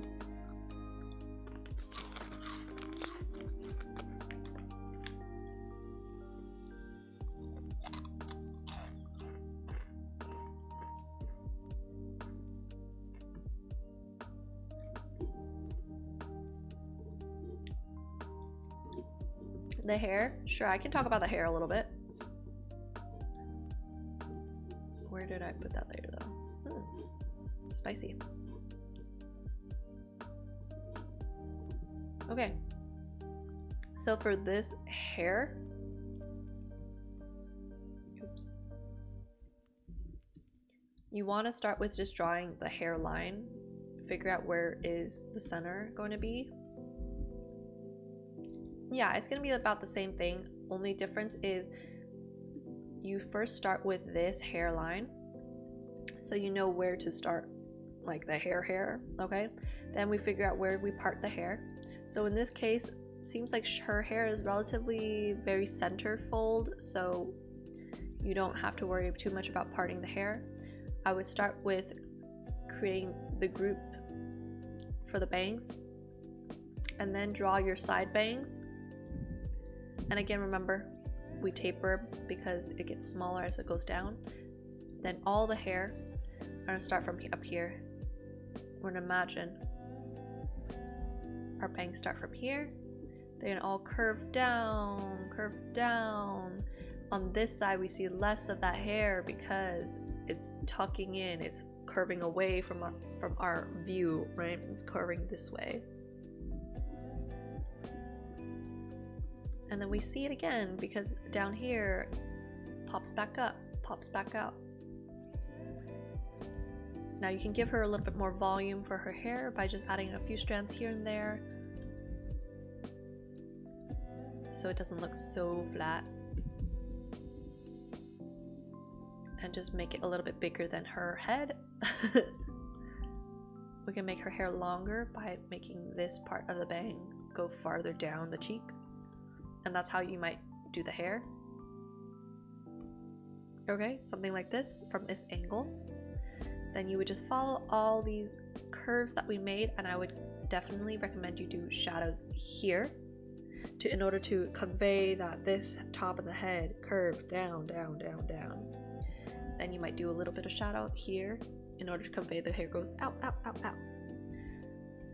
Now in regards to the angle, I talked about it just a little bit earlier, but start with the shoulder oval right here, which I will go into more depth in the tutorial, so I'm not going to go too hardcore here. Then you simplify the breast. Don't try to do individual breasts like this, it's going to drive you crazy. Just draw a big rectangle.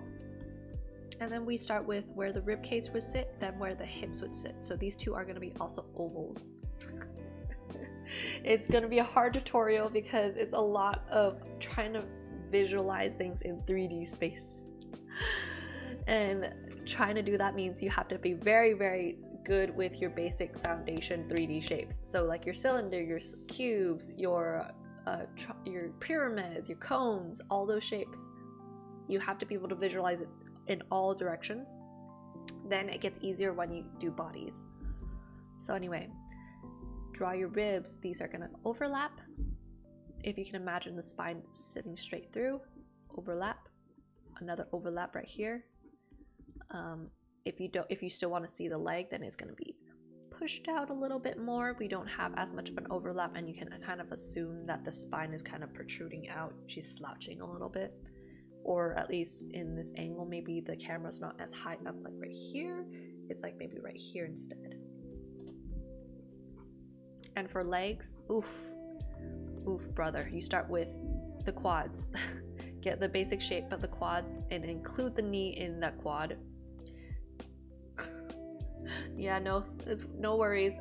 You gave me enough that I will address these questions right now, and then if you have many more questions after you watch the tutorial, you can pop them back into the Discord later, and I'll try to answer them best as I can, okay? Anyway, draw your quad, include the knee, and then treat that as like one drumstick, chicken drumstick. And then the shin right here is another shape right here, another chicken drumstick. And you add that back in there. Another oval shape. The foot also gets that bottom overlap right there. So I'm gonna expand your canvas first, so I don't feel constricted to hell.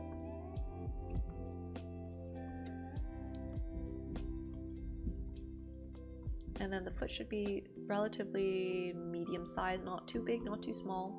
What would be too small is if you make the foot like, say, this small. That would make it look super far away, really exaggerates it. If you make it too big like this, like the same size as like your hand or like the face, then it looks like it's in the same distance as the head, which would not make sense. So Goldilocks it. Find a good medium ground. It doesn't have to be like the exact size that it would be, but something in between would be fine. And the reason why I make this foot smaller is because it's pushing back away from us, so it's gonna get farther away. Okay, so maybe that's how you might approach this particular angle. It's hard. So try your best. If you make mistakes, we can always come back and fix it next time. Okay, shoot.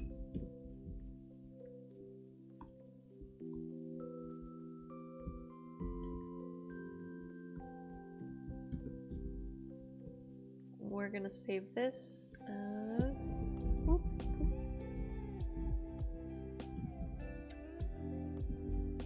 Okay, and then let's just pop out my personal work while we're still here, because we still have about a half an hour. Might as well. Let's see. I will give you a preview of the tutorial for those who've decided to stay on. Let's see, where's it? So, Misu, your favorite, this angle I will show you and I'll explain how you can get it. Yeehaw! I did a little bit of this method, a little bit of box method. We'll talk a little bit more, you'll see it a little bit more in the tutorial, okay? So, hide that.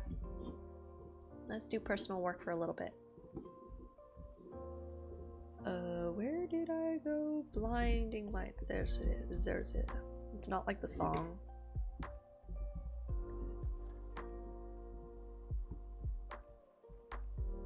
Let's see where it is. This is based off a picture that I took where I had live photo on, and so the lights became exposed, super exposed, and it created this really cool kind of blinding lights effect, like the music video. So that's why it's called that.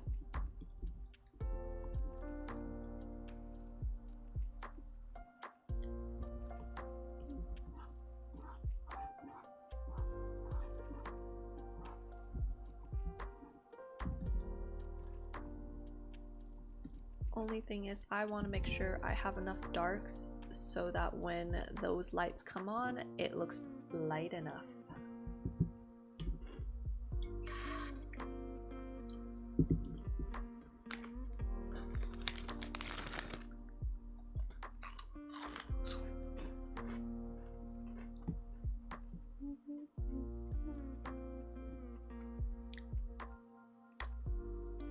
Let me bust out my reference picture so it'll be easier for me, so I don't have to keep looking at my phone.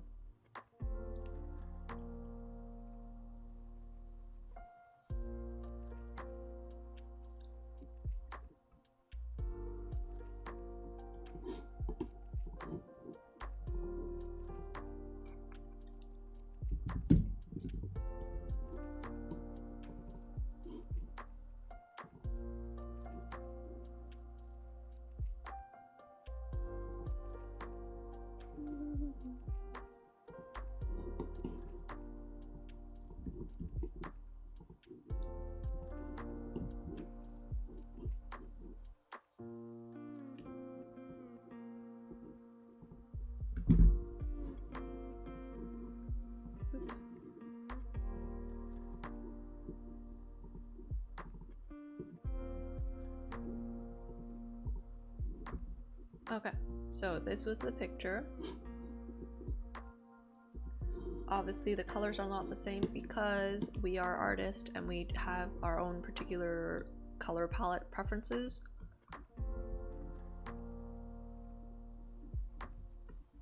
So that's why we have this. And right now what I'm doing, I'm just blocking out the ships. They're not perfect, obviously. And when I'm choosing colors, I'm trying to choose like colors that are relatively related to my color palette. So very aqua, very purple, blues and greens. Only colors that are gonna get like super bright are gonna be those blinding lights. So I'm gonna say maybe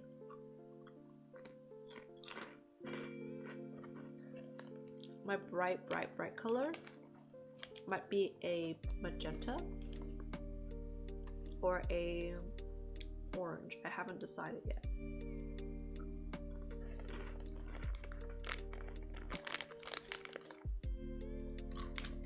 This has just become an eating stream because I'm hungry. So let's test out some colors. Might as well, so we don't feel frustrated by the time we get to it.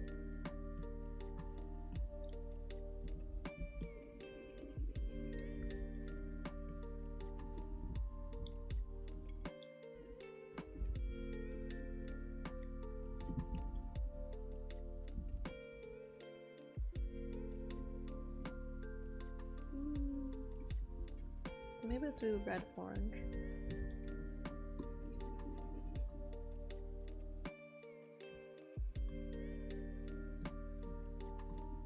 And I'll darken this a little bit.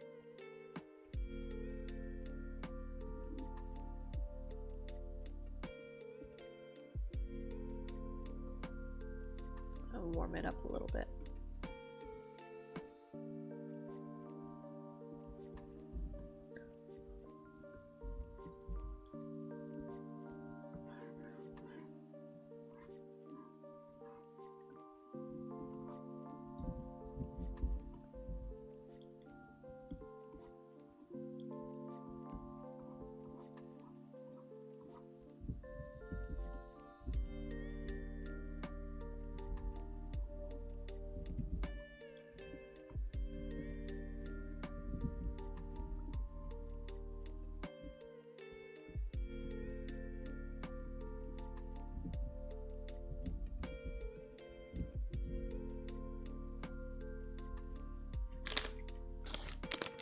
Everybody eat. It's like almost 6 o'clock over here, so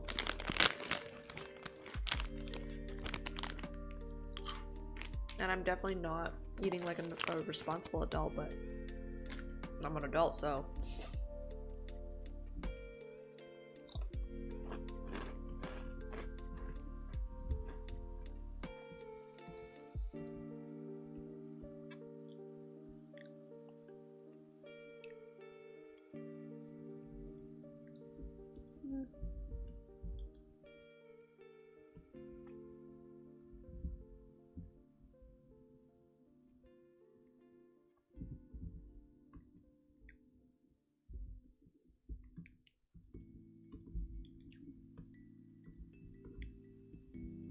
alright, so blue colors.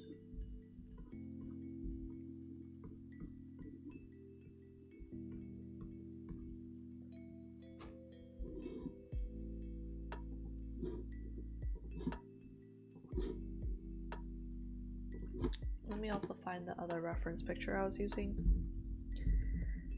Pinterest! We love our Pinterest.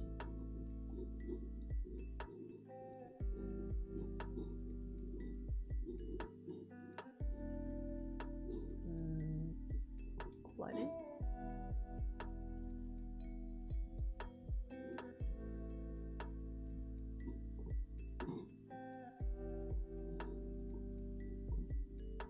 Okay, so the lightest part of that figure, everything else dark.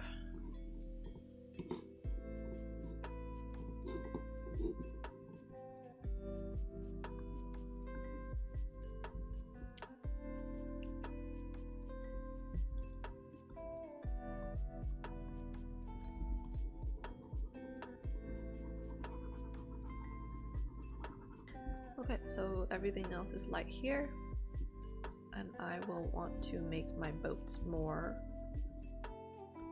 warm.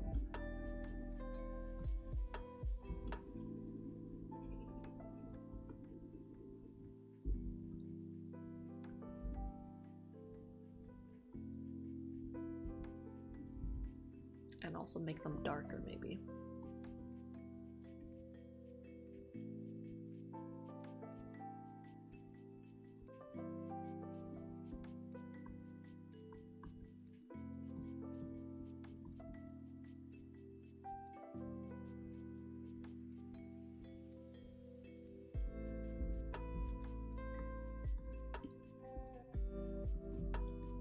I feel like at this point I kind of have to decide if I want to make the girl the focus or the lights the focus at this point. And I just can't decide. So I'm just gonna keep trekking along like I always do until I'm forced to make a choice.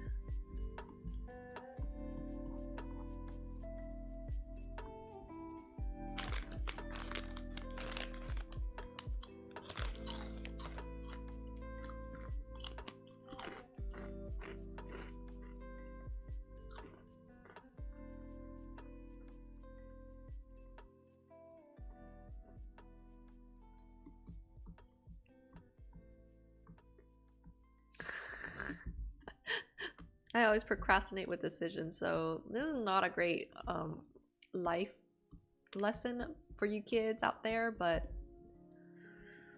if you have the choice to procrastinate, why not? It builds character.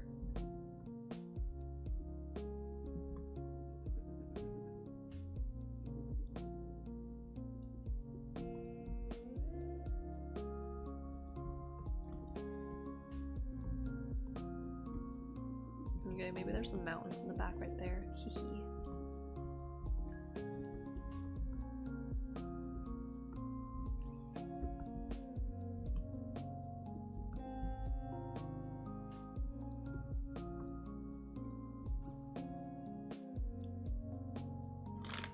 The only thing you can't procrastinate is your taxes.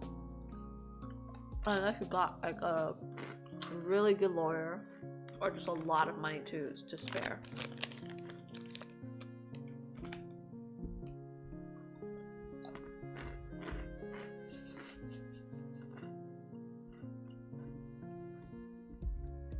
So PSA to all my fellow Americans out there, hope you've done your taxes this season. Not sponsored by the US government.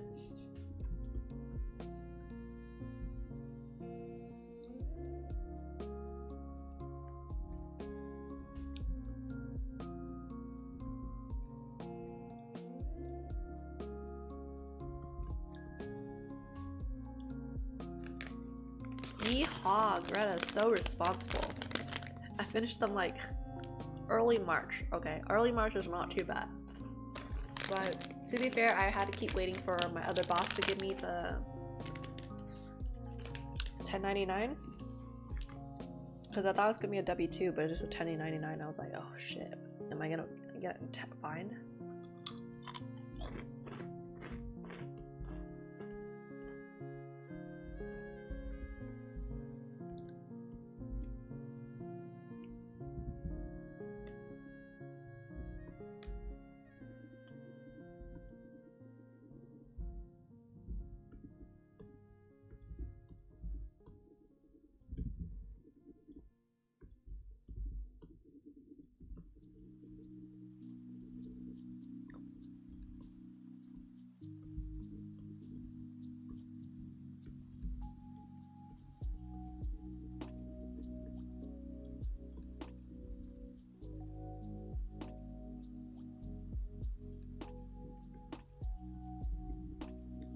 Meanwhile, all them non-Americans in my community are like, psych fools. Sucks to suck.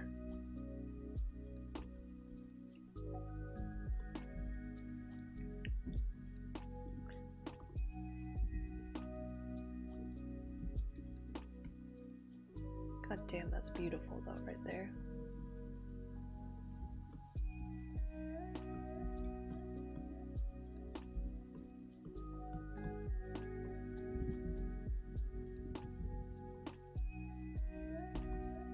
Almost like an aurora borealis, but it's not.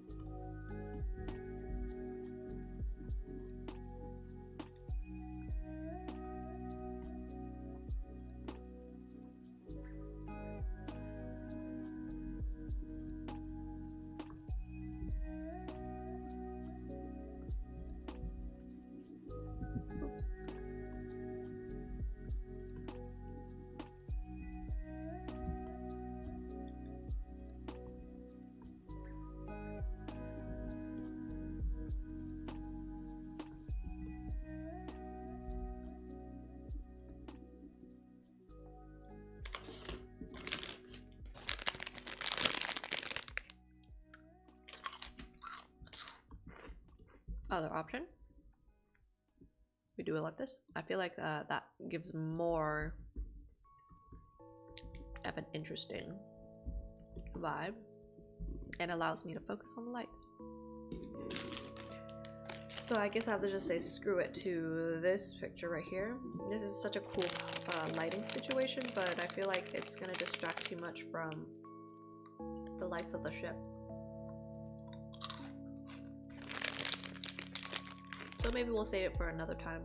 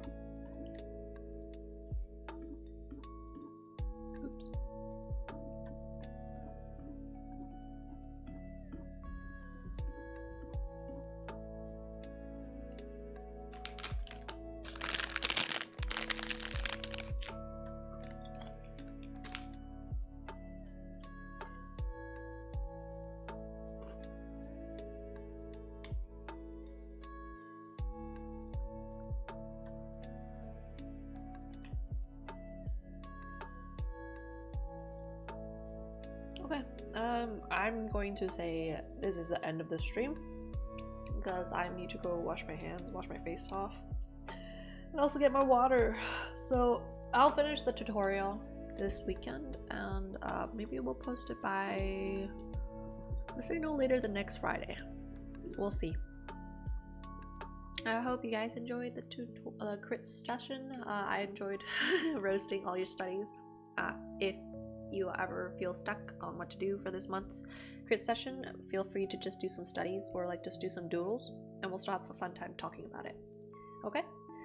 Have a good night with Kino, Greta. Bye bye. Bye bye, everybody.